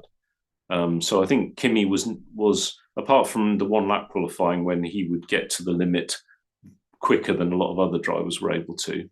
I think when it was multiple lap qualifying, Kimi wasn't at his best, which was what we had from 2006 onwards, and might be part of the reason why his time at Ferrari wasn't maybe, although he won a championship, I think his pace and overall performances weren't quite as top draw as they were before that. So I think there's quite a lot of differences between them. They might have liked cars that had strong front ends, but I think they drove the cars differently around that. Right. Thanks for that, both of you. This is from Dominic Miller. I'm assuming not the guitarist in the Sting band. Maybe it is. I don't know. Hello, Peter from Amsterdam. Love your output. Thank you very much. I've been following the sport since the early 80s and had an FW8 Williams Saudi Scalextric car. I've never seen anyone ask this question, so here goes. My dad used to run a pub in Surrey in the mid-90s, and one of his punters was a member of permanent stewarding staff at all Formula One races. He claimed Chapman was visible in the stands every year in Brazil. Yeah, well. There were always lots of stories at the time, actually, that, Colin, facing all these dramas, had disappeared to the jungle in Brazil. I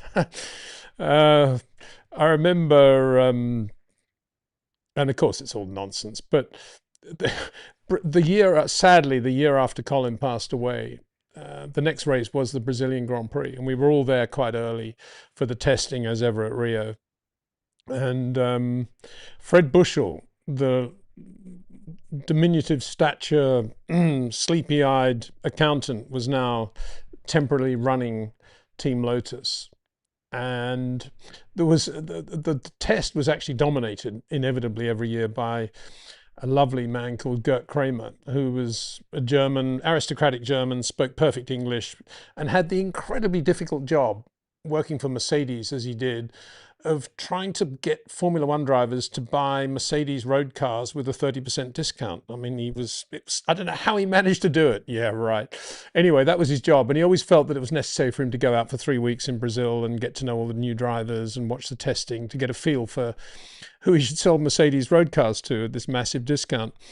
Anyway, he was a lovely guy, Gert. And when Fred Bushell arrived in the coffee shop at the hotel, the Hilton, Sheraton, I think it was, in Rio, for the first time, as in his new role running Lotus. Because it was Brazil, and because I don't think he'd ever been to a Grand Prix before, even though he'd worked for Colin for I don't know how many years, right from the start, from the Hornsey days, he was wearing a sort of khaki safari suit, short sleeve, but with epaulettes. Didn't have the pith helmet, but certainly the rest of the gear, because it was the jungle, it was Brazil, and as he walked in, Gert sort of hailed him and said, Fred, you've just come back from your meeting with Colin in the jungle, have you? Yeah, okay, good. Of course, the whole coffee shop erupted, and poor Fred disappeared, and that was that. But no, I mean, I know what you're saying, Dominic. A lot of talk at the time that he would reappear at some point, but no, very sadly, Colin passed away. When he just landed after that flight back from Paris, and very sad. We lost a great engineer, one of the great people of Formula One for so many years. Right, moving on. We talked about Max 24 hours. Sam Taylor says, why did it take so long for a safety car procedure to be implemented in motorsport in general? Hello, Mark and Peter. Well, I mentioned it at the start, the Canadian Grand Prix 73. Of course, it had them at Indy for many, many years because it was a closed oval. And when somebody hit the wall and they slid back under the middle of the track, the yellows went out, and they had these pace cars, safety cars, emergency vehicles that would go out and obviously do what they could. So it was one of the big things in American racing. And Formula One people in general never really took much heed of what was going on in America, in my opinion, at that time, and we knew better. A similar thing to Jim Hall putting a high wing on the Chaparral in '67 and winning races with it in Europe, and yet not making any impact at all on the brains of people like Colin Chapman or Enzo Ferrari. And they did their own thing and started with little spoilers at Spa and little wings in '68. And eventually, of course, they copied the Chaparral wing by mid '68. But it took them a while for the penny to drop. And I think that was characteristic of it. And in the case of Formula One back then, the last thing, as I said, the last thing Bernie would ever want to have done would have been to have seen to be copying anything the Americans were doing was going on in IndyCar. It was just anathema to him to do that. But when Nigel went there in '93, and the ratings started to fall in Formula One and go up on ITV, who did have the rights in the UK, Bernie looked for a quick fix and said, oh, well, they've got these pace cars. They go out and when the race is boring, they just put a pace car out and they restart the race. We've got to have that in Formula One. Let's start all that.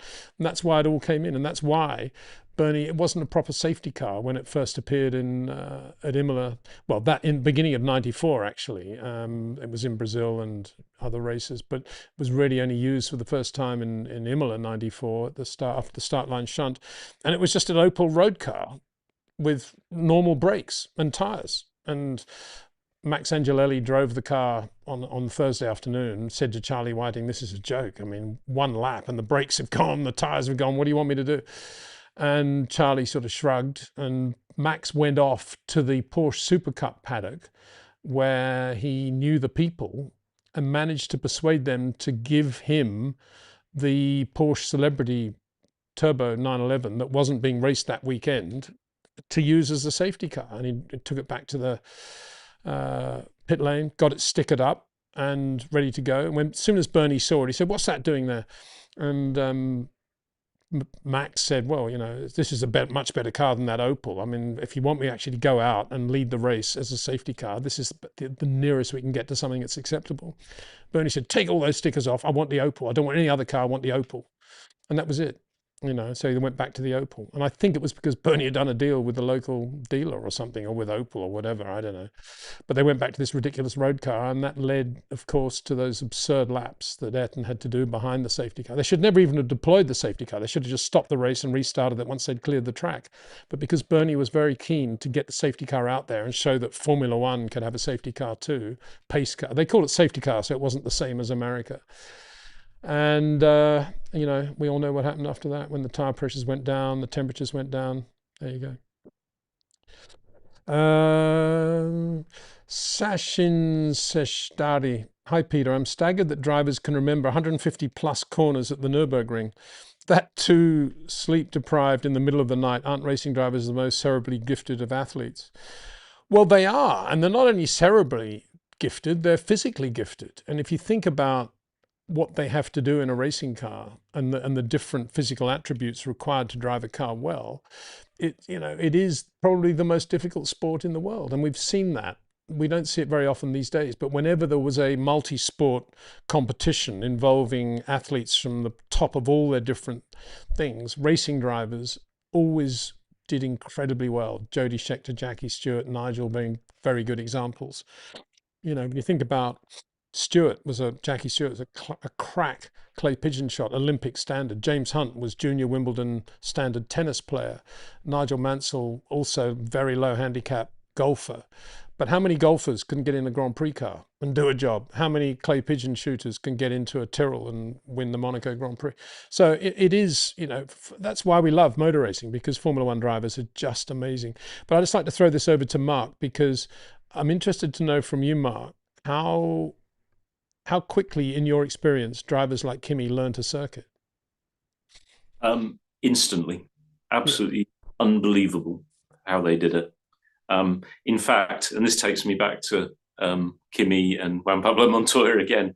So we had just got the simulator up and running at McLaren sort of around that time, starting to use it. Had been going for a while, but we started to use it seriously in 2005. And Juan Pablo would go in, because we had a number of new circuits in '05. Istanbul, the race in Turkey was one. I think we had another one. I can't remember where it was.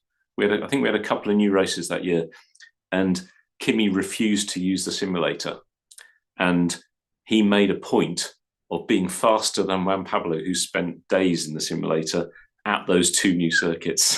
That was all he was interested in. He was just like, he wanted to be fastest in P1, and he was. But they go out. I mean, look at a track in wet conditions that they've never seen before, on tyres that they haven't run before. Yeah, most of the time they go out and they're instantaneously quick. It's unbelievable. The one that really stands out for me was I think it was Spa. I can't remember which year it was. I think 98 or 99 potentially. On the Friday, it rained between P1 and P2. And I remember Michael jumped in his car and went out first, quite a long time before anybody else went out. And the times he set on his out lap were unbeaten for about 15 minutes by anybody else. And I was blown away. I just thought, that is incredible. And no one else even noticed. But I just remember looking at those sector times, obviously sector 2 and sector 3. And then obviously he did a sector 1 on his first time lap. And it was utterly mind-blowing how quick he was. And it wasn't because the track was dry at the start. It had rained, and it didn't then get slower. So it wasn't that. He actually went out. There was loads of standing water. No one else even dared go out at that time. There was too much water on the track. And he was incredible. Absolutely incredible. That's when I take my hat off to these guys. The other ones used to be those one-lap qualifying runs, and it would start raining, and they'd have to go and do their one lap of qualifying, say 2004, 2005, on tyres and in track conditions with a car that we changed the setup of, and they'd never run it before, and they'd be unbelievably quick. It was so impressive. I mean, Jim Clark's book, he says that if he can't learn a circuit in 6 laps, then he shouldn't be a racing driver. Yep. And I'm not sure if he means the Nürburgring long circuit as well, but don't forget Jimmy in 62 in the 1.1 litre Lotus 23 led the Nürburgring 1,000 kilometers by a massive margin over the big 4.5 litre Ferraris until an exhaust manifold went and just disappeared into the distance. And I think he'd only done 1 race at the ring before then. And my experience, different from Mark's, but I was lucky enough to do a couple of laps of the Nürburgring with Mark Donoghue in 75 in Mark's black 911. And the first lap we did, he said, "Hey, do you know this track?" I said, "Well, I've done a few laps with Carlos and a few others." And he said, "Oh, yeah, I did a couple of laps yesterday. Anyway, it's cool. It's great, isn't it?" He didn't use the word cool. It's great. He loved it. Anyway, he then talked his way around the lap. He told me exactly what corner was going to happen next. And he was going quickly in the 911. And he can't have done more than about 5 laps at that point, I think, of the Nürburgring. And he knew exactly what was coming next. Mark Donoghue. I mean, the skill of these guys, and that's why this show works. That's why Mark and I, get on the way we do, and Scarbs, because we're all in awe of the skill level of these athletes. And I'm in awe also of the engineers, I got to say, and all these people that create the cars as well, and people like Mark, I got to say that. So anyway, it's a great subject, and there are so many examples of drivers learning things so quickly. And another example, just a slightly tangential thing, is when Nigel, part of this business of trying to get Nigel into Formula One, we got him into a Lotus. Yeah, right. We got him a deal at Lotus whereby he was a van driver going around England checking on supplies and stuff, and with the hope that one day he might get a chance to prove his ability. And this is in 1980 or 79 actually. And I said to Nigel, the one thing you need to do, Nigel, is with the money you're going to get paid as a van driver, which wasn't a lot, invested in getting your private pilot's license, because if you ever do meet Colin in a corridor somewhere, he'll be impressed that you've got a license and you can talk flying with him, which is what he loves. And Nigel did that, and he went solo in 15 hours, just like that. Bang, no problem at all.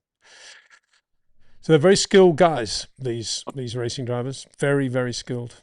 Can I tell you a quick story Yeah. that to me highlights it?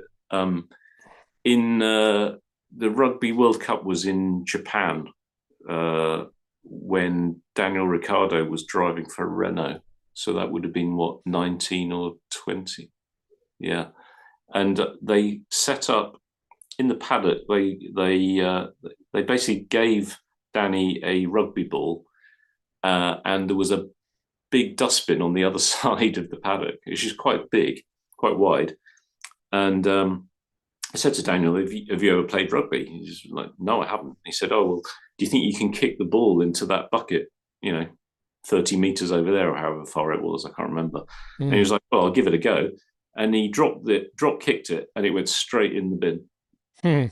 It was just, it was one of those sort of jaw drop moments. Yeah. It's just like, how does that happen? Yeah. The hand-eye, just the physical coordination. Yeah. Just on another level. Unbelievable. And Nigel these days expresses it with card tricks and magic stuff. It's all just very, very quick hand-eye action, coordination. Fernando does card tricks. He used to do and juggling. They're all good jugglers too. Yeah. Mika went to circus school. Mika Hakkinen went to circus school. That was his training. So he could when they stand on a ball and sort of roll around. He can do that, no problem. And he used to ride around the F3 paddock on a monocycle. Yeah, I've seen pictures of that. Yeah. It's astonishing, and that is the difference between them and normal people in many ways. Yeah, that incredible sense of that balance and physical response. They're just on a different plane. Regular viewers of this channel will know that I love rallying, and one of the reasons I love rallying these days is because it allows me to get very close again to sheer car control on very low grip surfaces, particularly gravel. And I just love to see that. It's just like rebooting my enthusiasm for what these guys can do in a very visual way. Not that you can't see it in a Formula One car, but it's less obvious. You've got to work harder to see exactly what everybody's doing. But in rallying, it's pretty much in your face. And I was at this rally last weekend, and I'm going to try and show this video now. It probably won't work because you know what it's like trying to do things. It's only a 5-second video. 13 seconds actually. And there's this guy, Juan Antonio Suarez, who's unbelievably good. Believe me when I tell you, this guy's car control is second to none, and he would hold his own in any sort of car control test amongst Formula One drivers. He's just fabulous. And what I videoed here was it was at a break, and there were about 4 stages to go, and he wanted to look at his onboard of his previous run on the stage that he was about to do. And it was about a 13-minute stage. And he just sat there watching this video. And I videoed 13 seconds of it because I was blown away by the concentration. He doesn't move at all in the video, and he's just staring at the screen, living the moment on the onboard. Let me see if I can do it now. It's not going to be, yeah, I can. He's the guy in the middle with the glasses, right? It's not that sharp, sadly. Maybe I can implement that. And he's just staring at it. He just doesn't move. Everybody else is moving, and he's just like, it doesn't matter what's going on around him. He was completely oblivious to it. And I love watching onboards looking up at the face of the driver in Formula One when the light is good enough to be able to see the eyes.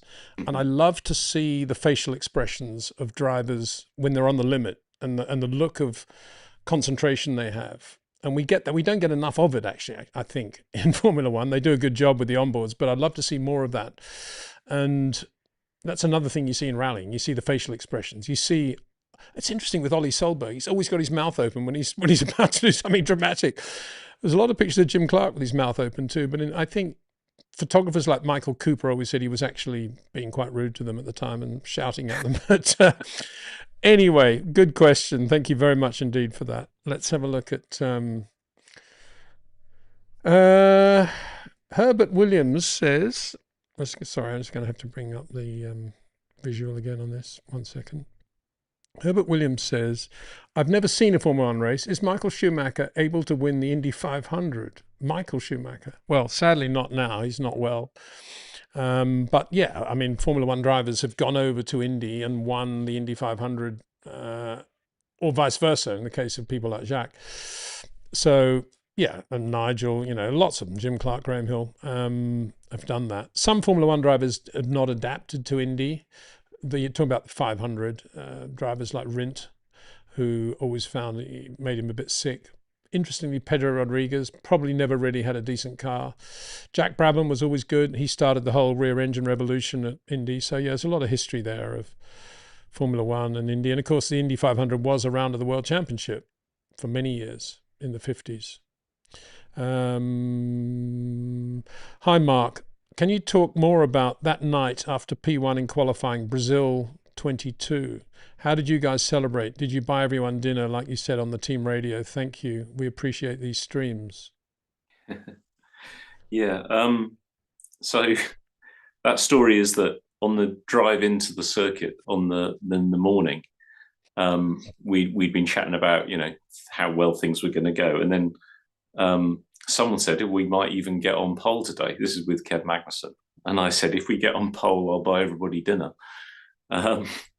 And then sure enough, we did. It was incredible because Kev pulled out the most unbelievable lap when the session was opened and it was wet. I think Max was second on the road and Max wasn't as quick as Kev. That's the thing that stood out to me. It wasn't just because then I think the Ferraris went out and held everybody up because they wanted to try and create a gap or something. But the other drivers weren't able to set times, but Kev beat Max on the one lap that there was available, which was phenomenal.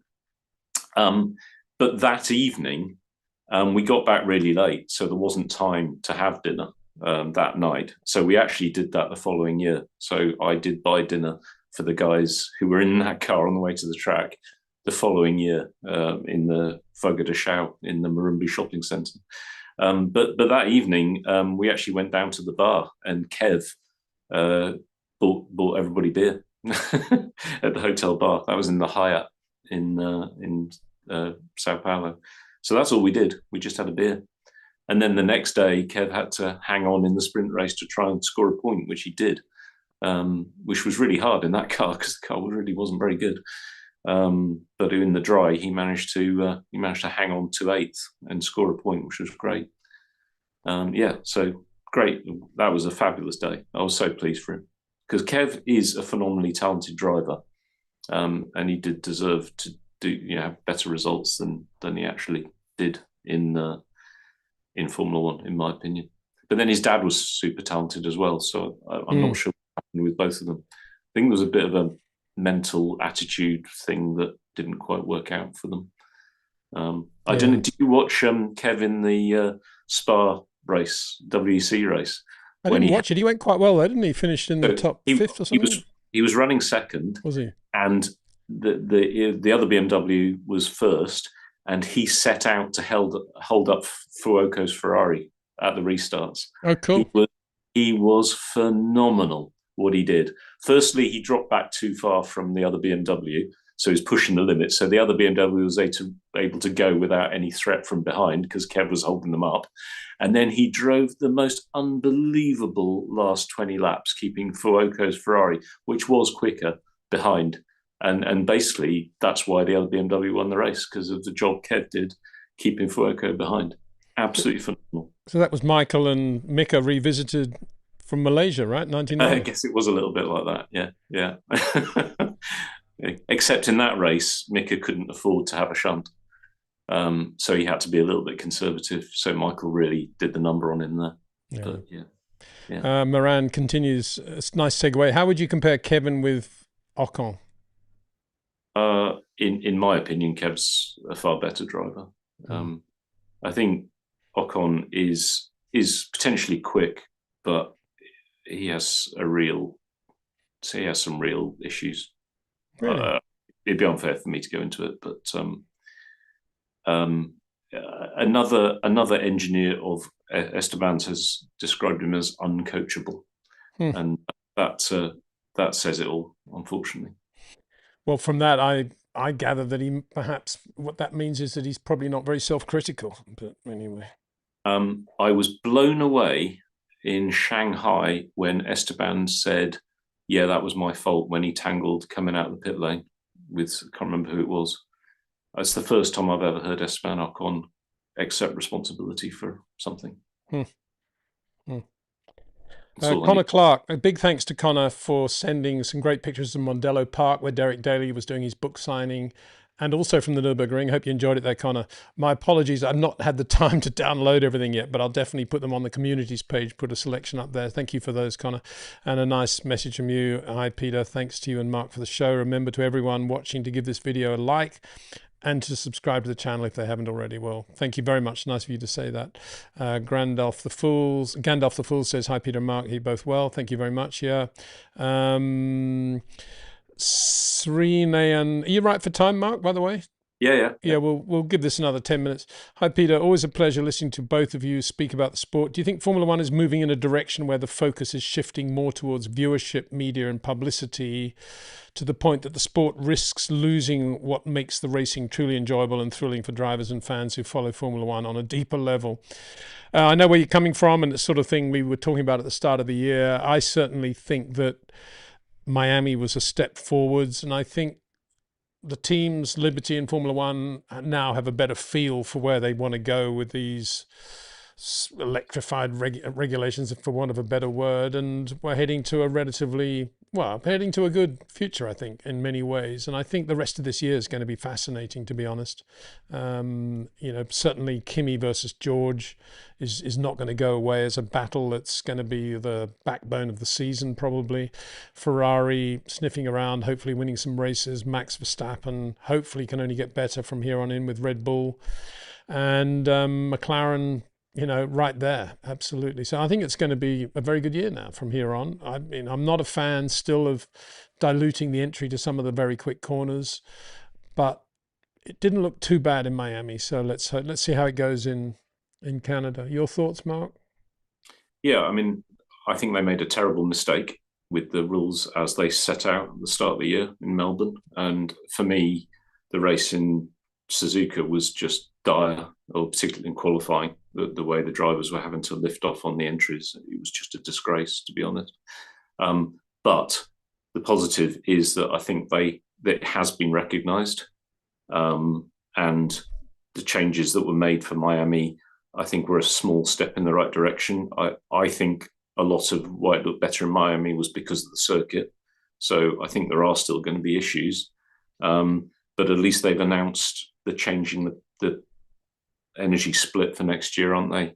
To make it more 60-40, which again will be another step forward, another improvement, and lead to less of the recovery. And they're talking about V8s for, I'm not sure what year that is, it 28 or 29. So I 30, I think, thought it was. is it 30? Okay. So I think that again shows that there's a recognition of the problem.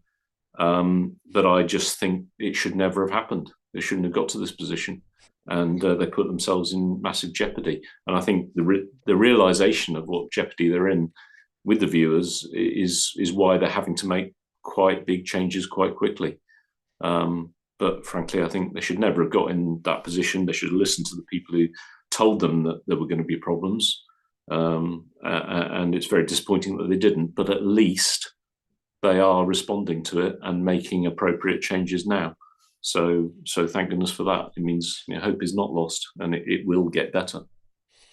Gandalf the Fool wants Mark to tell us about the most exhausting race he's ever had in his career. The most exhausting race. But I was really ill in Shanghai one year, and I actually almost fell off the pit wall and had to go back to the hotel straight away afterwards because I was so ill. But I can't even remember what year that was.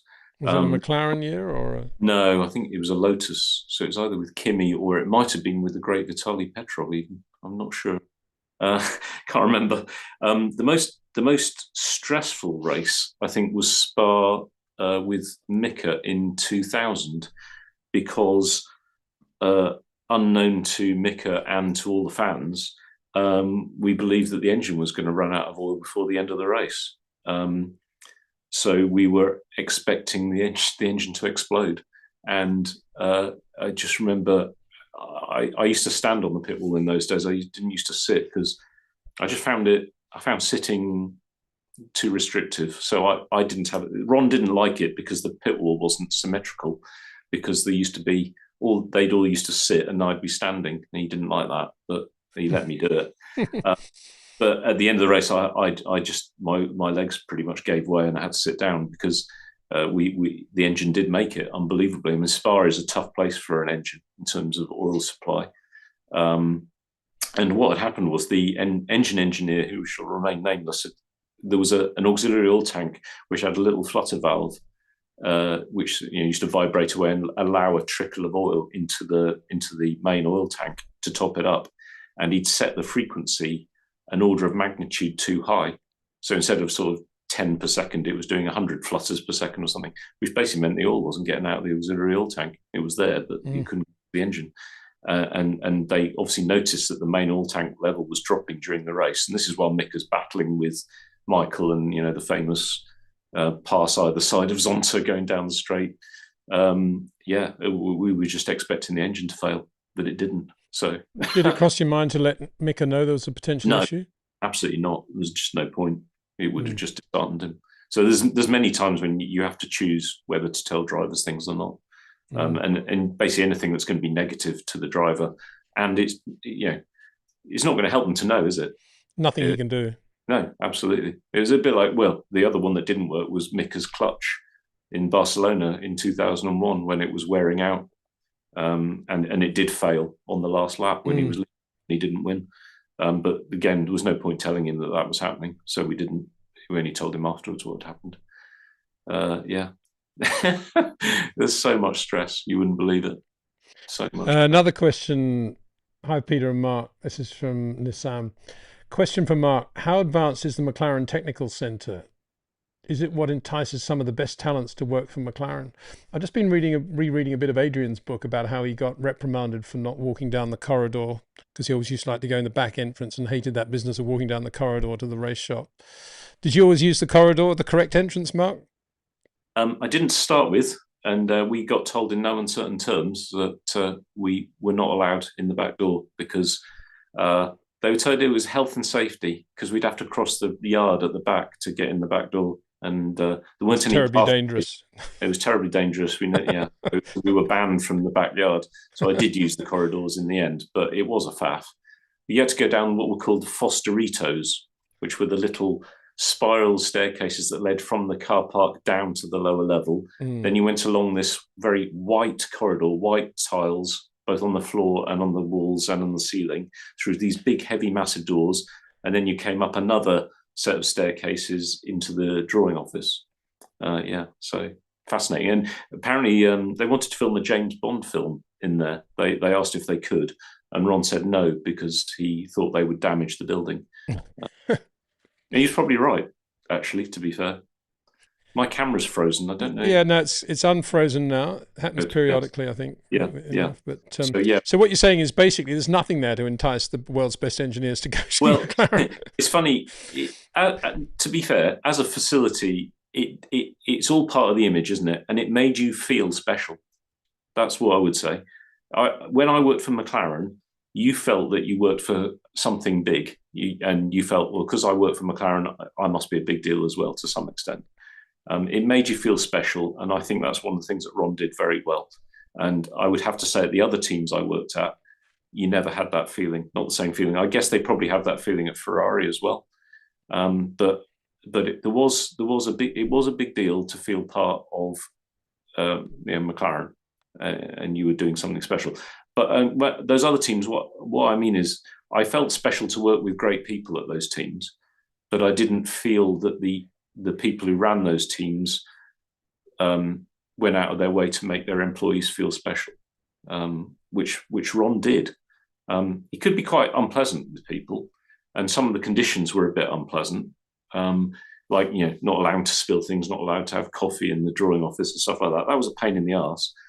But at the same time, you kind of understood why, because when it looked so fantastic, it made you feel good. So I understand that. And when I went to Renault in 2010, the garage at the track was filthy. I couldn't believe how scabby it was. It was just a mess. And immediately it had an impression on me. It made me feel less good. And the other thing I remember is Nick Heidfeld he test drove for McLaren. When he was put into the Prost, I think it was, Silverstone test, he was supposed to drive for us, and then because the deal had been done, he was actually going to drive for Prost. He turned up and he arrived at our garage, and we said, "Sorry, mate, you've got to go down there." So he went down to Prost, and then I remember him coming back at lunchtime, and he came back in the garage. He said, "The car, it's dirty," and we were like, "Yeah." And it was just one of those things that made me realize what's special about McLaren. He went down there and he saw the car was dirty, and he obviously thought, well, if the car's dirty, what else is not right about this car? And I started to realize the importance of psychology in all of this, which was something that Ron was very hot on. And I always used to sort of tell the guys around my car, if I saw that the car was dirty at all after they'd hurried to put it together, I appreciated what they'd done. But if there was some fingerprints in it, I'd say, get those fingerprints off the car before the garage comes in. Make the car look good. We need to look good. We need to look professional. It's really important. Interesting cleanliness in Formula One. I remember I had a long chat to Ron once about his early days when he was a mechanic at Brabham, actually, when Jack was almost won the World Championship in 1970. And when he first joined Brabham, it was just as a mechanic, Ron Dennis, he thought, well, how can I be different from all the other mechanics? How can I do a better job? And he came to the conclusion that what he would do differently from all the other mechanics is that when they did the strip down of the car between races, he would personally clean every part of the car in a way that racing mechanics never did. And that was what distinguished Ron right at the start of his career. And I've also got something to add about the Nick Heidfeld story, because that doesn't surprise me at all for one simple reason. I first saw Nick Heidfeld drive at Macau in Formula 3 when he was racing for Bertrand Schaefer Racing. Bertrand, great guy, lovely guy. And he was very, very quick that year. I think he was on the pole, actually. He was very fast. And I remember walking down at the end of practice, down towards the hotel. We were going to have dinner or whatever that night. Walked past Bertrand's garage, and Nick Heidfeld had a broom in his hand, and he was sweeping the garage floor. And he just got the pole for the Macau Grand Prix. So that's where it all came from, Mark. That's where the whole cleanliness thing came from. He was well brought up by Bertrand Schaefer. Brilliant. Yeah. I love, I've always been a fan of Nick ever since then, actually. He was I thought, a very underrated driver in many ways. We didn't see the best of him in Formula One, but very talented. Moving on. So... we haven't got too much time, so I'm going to Herbert Williams says he's just been invited to the Canadian Grand Prix. Well, go Herbert, and enjoy. Miran says, Mark, 24 Montreal, KMag's start was sublime. Shame about the pit stop. What happened there? Miscommunication. And Herbert joins in, and I miss KMag. Please advise, Mark Slade. Pit stop? Yeah, so, we'd started the race on the wets because the Inters, it was really wet. And Montreal, it was really cold. There was no track temperature, and it's a very low load circuit, so it's very difficult to warm tyres up. So the decision was made to start both cars on the full wets, which no one else did, and it was absolutely spot on. It was the right decision. It wasn't my decision. I can't claim that, sadly. So both drivers made exceptional starts and made good progress, but Kev in particular, I think he was into the top 4 at least. Anyway, it came to the pit stop to put dry tyres on, and the guys went to the wrong stack of tyres. It was absolutely tragic. We had one of the guys, we had a new guy on the team, and unfortunately he was like the first guy to take a tyre off the stack. So even though we had the lights on the stack for the right set to be taken, for some bizarre reason, he afterwards said he thought the light was just to indicate that the tyres were heating, and he thought that we always took the first stack of tyres. And because that wasn't the case. The light was to say, fit these tyres. And he said he misunderstood what the light was for. So basically, he hadn't been educated properly. It was a mistake by the team. We hadn't prepared them. They picked the wrong set of tyres, put them on the car, and it was a disaster. So, they didn't quite put them on the car because we realised they were the wrong tyres, and then so they're the wrong tyres. So then they ran back and got the right tyres. And by that time, we'd lost a load of places. So it was just desperate. Did desperate. Komatsu make that decision to put them on wets? I can't remember, honestly. I just remember the message coming over the radio. I think it might have been Nico and Gary Gannon. I Okay. think they might have decided, because I remember the message coming across the radio. We were humming and hawing already, and the message came across. Well, Nico and Gary are going with the full wets, and I thought, well, yeah, we should do as well, because I don't think we'll get the inters to work, and sure enough, they didn't. So yeah. Sebastian Panisi, hi Peter. Enjoy when you have Mr. Slade on. They call you Mr. Slade a lot here, Mark. Very, Aren't they? Very fair polite, enough. formal. I hope you both have a wonderful day. Hello from Tacoma, Washington. Yeah, you too. Thank you very much, Sebastian. Going back to the MTC, another question from Jotma. Why was the wind tunnel at some point not updated, and did they have to use the Toyota one? Yes, they did use the Toyota one. There were two tunnels actually at Toyota and Cologne, and they were very good, and they used that for a long time. I think they've got their own operating now. Well, they have got their own operating now. But I heard a story, I don't know whether this is true, Mark, that the early days of the McLaren wind tunnel, which was obviously subterranean at that point, were coloured enormously by the problem of having to keep the water in the pond relatively high temperature for the very exotic tropical fish that Ron had imported, and it was impossible to work in the tunnel because it was so hot and sweaty. So I've got quite a few stories about the tunnel. I I'll cover the. think we'll wind up the show at the end of all these as well. Okay. So the starting point was that wind tunnel, the wind tunnel that was installed in MTC, was originally designed for the McLaren factory that never happened at Liddon Hill. Right. And that project actually started in about 1991. That was when Ron was also going to break the sound barrier, right? Yes, exactly, with Bob Bell's. Yeah, can't remember the name of it, but yeah. Yeah. So that wind tunnel, they spent a lot of money on designing a wind tunnel, and they actually built it, and then it was put in storage because they didn't have anywhere to install it. So when MTC was built, and MTC opened in 2002, I think. So this is 10 years later. It was very expensive because of its location. It was built on basically wet, waterlogged ground. So the cost of building that facility was absolutely enormous. And I think they just decided that they would use the wind tunnel they already had, which was the one that had been designed in 1991. And it was quite a small section, which in 1991 was state of the art. But by 2002, it was much smaller than everybody was using. I think that there have been issues with section size, even with the wind tunnel they previously used, which was at the National Physical Laboratory in Teddington, was where McLaren had been wind tunnel testing before that.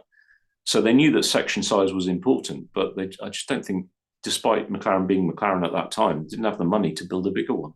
So the one was installed. It was actually in one of the three sections, so it wasn't underground as such. It was within one of the legs of the building, I think. But that was why it was so small, because they used an old one. And frankly, with Adrian on board, this leads me on to a bigger picture. McLaren underinvested in Aero for a long time. And so when Adrian left the team in 2006, their Aero side was a bit of a disaster, to be honest, in that they didn't have enough people, they didn't have enough computers, and the wind tunnel was too small. And obviously, by 2008, they'd spent a lot of money on things like fines for Spygate and other things, and there wasn't the money to upgrade it. And they went to use the Toyota tunnel because they couldn't afford to build a better tunnel at MTC. And I think MTC had been designed around the tunnel they have, and I think to put a bigger section tunnel in would have been very hard, and which is why they were talking about building a new tunnel over the road from MTC at one point, but I don't think they ever did that. And I don't even know what tunnel they use now. I think they did build that. I think. Did they? Yeah, okay. I think that is in operation. Finally, yeah. Mm. But basically, took a long time. It came down to money and not investing in the right things. I'll be honest. And I think this is where I have huge respect for Ron for what he achieved, but I would say that in the 2000s and onwards, big mistakes started to be made in terms of priorities. And that led to the disaster that McLaren was by the mid sort of 2014, 15, 16. A lot of those mistakes in long-term planning came home to roost. But great tropical fish, though. So going back to that story, yes. I think it was hot in there. They did so they had the big pond outside the catering area, and it had like a cascade at the side that the water came down to cool it. So that's true. Ron did have fish put in the lake. And one problem was, I think they were carp, and apparently carp are triggered to breed at a particular time of the year by the water temperature rising where in their native environment. The problem at MTC was that the warm water coming out of the wind tunnel was always at that temperature. So the fish were breeding like buggery. and they used to actually have to get people to come along and take fish out because there were so many of these bloody fish in the lake. So that was one problem. I knew it was a fishy story. Yeah. And the other problem was that algae used to grow on the sides. So Ron used to employ Eastern European people to take wheelbarrows and get in Wellington boots and walk into the lake and clean up the algae from the lake that was stopping the cooling system working properly. So that was quite amusing. That was alongside the people who also did the pebble turning in the car park, because when the pebbles alongside the walkways got dirty, they used to come along and they used to turn the pebbles over to the clean side. And then after a number of weeks, they would then employ a pebble washer to clean the pebbles alongside.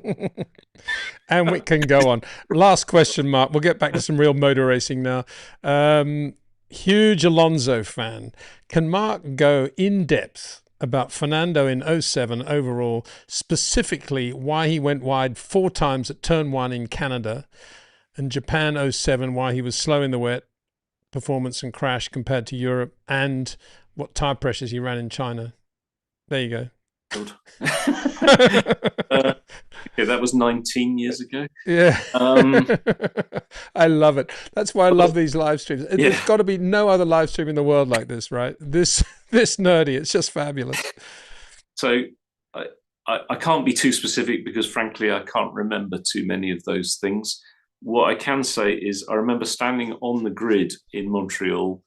We were second, Lewis was first, and I could tell that Fernando was intent on taking the lead at turn 1. I also knew that the outside of turn 1 is dirty because they run across the apex and the outside of the track never gets cleaned up. So I remember standing next to Fernando and saying, look, I know what your plan is, but remember, it's really dirty on the outside of the approach to turn 1. And if you run onto there at full speed, you'll go off. And he did.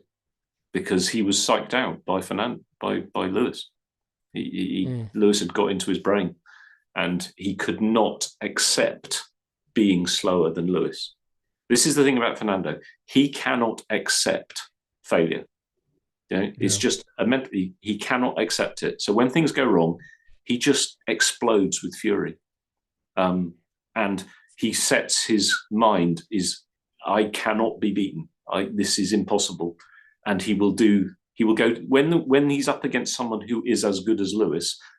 To beat Lewis means he has to do something impossible, and so he tried to do the impossible, and it didn't work. And then he carried on in that frame of mind. He just could not accept failure and just kept overdoing it. It was a real weakness. Japan, he just wasn't as quick as Lewis in the wet. I'm afraid he just wasn't, and. He ran wide going through, I can't remember the turn number. It was the fast right-hander before the hairpin on the in the first sector. He just ran slightly wide, got onto the wet part of the track and lost control of the car and smashed it. And if he'd finished 5th, which I think was where he was running, he would have won the championship. So that cost him. China, I don't remember it being a tire pressure thing. I just remember that, we stopped when we needed to stop to change tires. And bizarrely on Lewis's car, even though they were wearing the tires out, they kept going because they figured that what they would stay out whilst they were going quicker. And they just wore through the tires down to the canvas. And then they stopped, and then the track was damp on the pit lane entry, and he went off on the damp into the gravel at the pit lane entry before he got to the actual pit lane and couldn't get. It was just a catastrophic screw up on the pit wall in terms of giving Lewis guidance. I'm afraid was what went wrong there. But I remember, I think Lewis was quick. I don't know if we were as quick. It was close. But we did what was right for our car, and Lewis didn't. So yeah. But unfortunately, this was the thing with Fernando. He was his own man. That's how he is. That's how he was. He always will be. And there were just certain things that in his mind just cannot be changed. And being beaten by a teammate just did not compute. So the only solution is to drive faster and harder. And when you're already at the limit, you can't do that. You crash. As SS went on to say in another question, we should do a complete live stream about just that one season, 07. I think we probably could. Yeah. I've put up a lovely message here that means a lot to me from Teddy Paulette, saying, happy to listen to you always, Formula One friendship for years. And that's absolutely true. Teddy Paulette, son of Andre Paulette, who was very quick driver as well. Teddy got to know Teddy very well in the 1970 Tasman series when he had a beautiful McLaren M10A. Drove it very well. Drove for VDS, Team Van der Straten. Incredibly talented driver, Teddy, and lovely guy. So big thanks for that message, Teddy, and hope all is well with you. Miss you, absolutely. So many questions we haven't got through. Usual old story. Windsor unable to manage all the questions as he should. I'll just quickly read some of them out.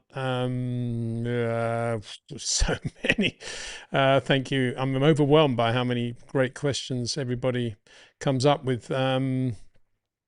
So we've got another one. Lots of Alonso stuff. The idea of Mercedes having a second compression chamber in the same volume is fascinating. Yeah, I told you that's a bit of a breakthrough hearing that. I mean, I know it's only supposition, so yeah, we don't know for sure. We should make that point. I'm just reading these out now. If you watch the 24-hour Nürburgring and then look at the debate over the tyre choice in Formula One, it's clear to see where Formula One is falling short. The drivers are supposed to drive as fast as they can and just battle it out. So, yeah, a lot more about 07 again. Ferrari team now reminds me of the team when Schumacher first went there. Who do you guys think could whip that team into shape by sheer will like he did? It needs a better car, bottom line. That's what that is. But it's surprising that Freddie hasn't been able to put the right team together yet to produce that. But they're not that far away. Mark, do you think the Ferrari blown diffuser innovation has some of its disadvantage, causing wheel spin, and does it affect the recharge algorithm? Charles seems to be struggling with this in Miami. Wheel spin. Do you agree with that? I'll be honest, I don't really understand the question. No, I'm not sure I do either. Ferrari blown diffuser innovation. If he means the blanking of the exhaust. Yes, that's what it means, I think. That's to help the upper rear wing, or the interaction between floor and rear wing. Yeah. It's got nothing to do with start performance, frankly. Yeah. Unless it helps spool up the turbo a bit quicker from back pressure, maybe. I don't know. I'm just guessing at the moment. I'm speculating. Yeah. I don't think it's got anything to do with the start performance. Starts are really hard because the power is huge and it's a real balancing act. And some are better at it than others. Kevin Magnussen was phenomenal at starts. His control ability was something I've never seen at a start. Nico, sadly, is probably the worst starter I've ever seen. Not quite sure why. But yeah, I can't relate anything that Ferrari have done to their car in terms of making it worse. I'm afraid they've just done a better job with the turbo sizing for the circumstances, and now it's being undone by rules being changed to help other people who didn't do as good a job. I'm going to end this with a message from Max Flashart, who pioneered my "Make Corners Great Again" T-shirt, which we're still thinking about putting on sale. Why not? Anyway, just says we're very lucky to have both these legends streaming and answering questions. Well, I pull out of that one and say we're very lucky to have Mark Slade. Mark, thank you so much for your time, buddy. Absolute pleasure to be doing this, and hope to get you back to do some stuff over the Canadian Grand Prix weekend very soon as well. Get your thoughts at an appropriate moment. I suppose we haven't talked about the fact that it's a sprint race as well. First time I think we've had one in Canada. Yeah. You're not a massive sprint race fan, are you? Not really. I can see why for the spectators it adds element of competition and all that, but for the teams, they're actually a bit of a pain. And as an engineer, it actually reduces the amount of contribution you can make to improving the car because you have less practice. So that's why personally I didn't particularly like them. And the other thing is, from a point scoring capability, it's only points to 8th. So it just reduces the chances of less competitive cars scoring points.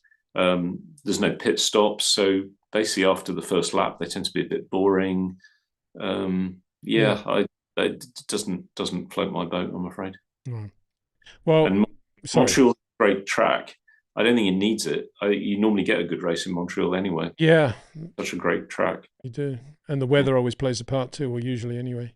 Yeah. Great, Mark. Thanks so much. And thank you to the viewer for your input, your support. Absolutely brilliant. Sorry for those we didn't get to. We'll be doing another live stream fairly soon. Big thanks to Jetcraft, to OEM Exclusive, to TrackNinja, and to REC Watches for their support of this channel. Big thanks to Mark Slade. And thanks again to you for watching. We'll be back on Friday with a look back at what happens in the Circuit Gilles Villeneuve. See you then. Take care.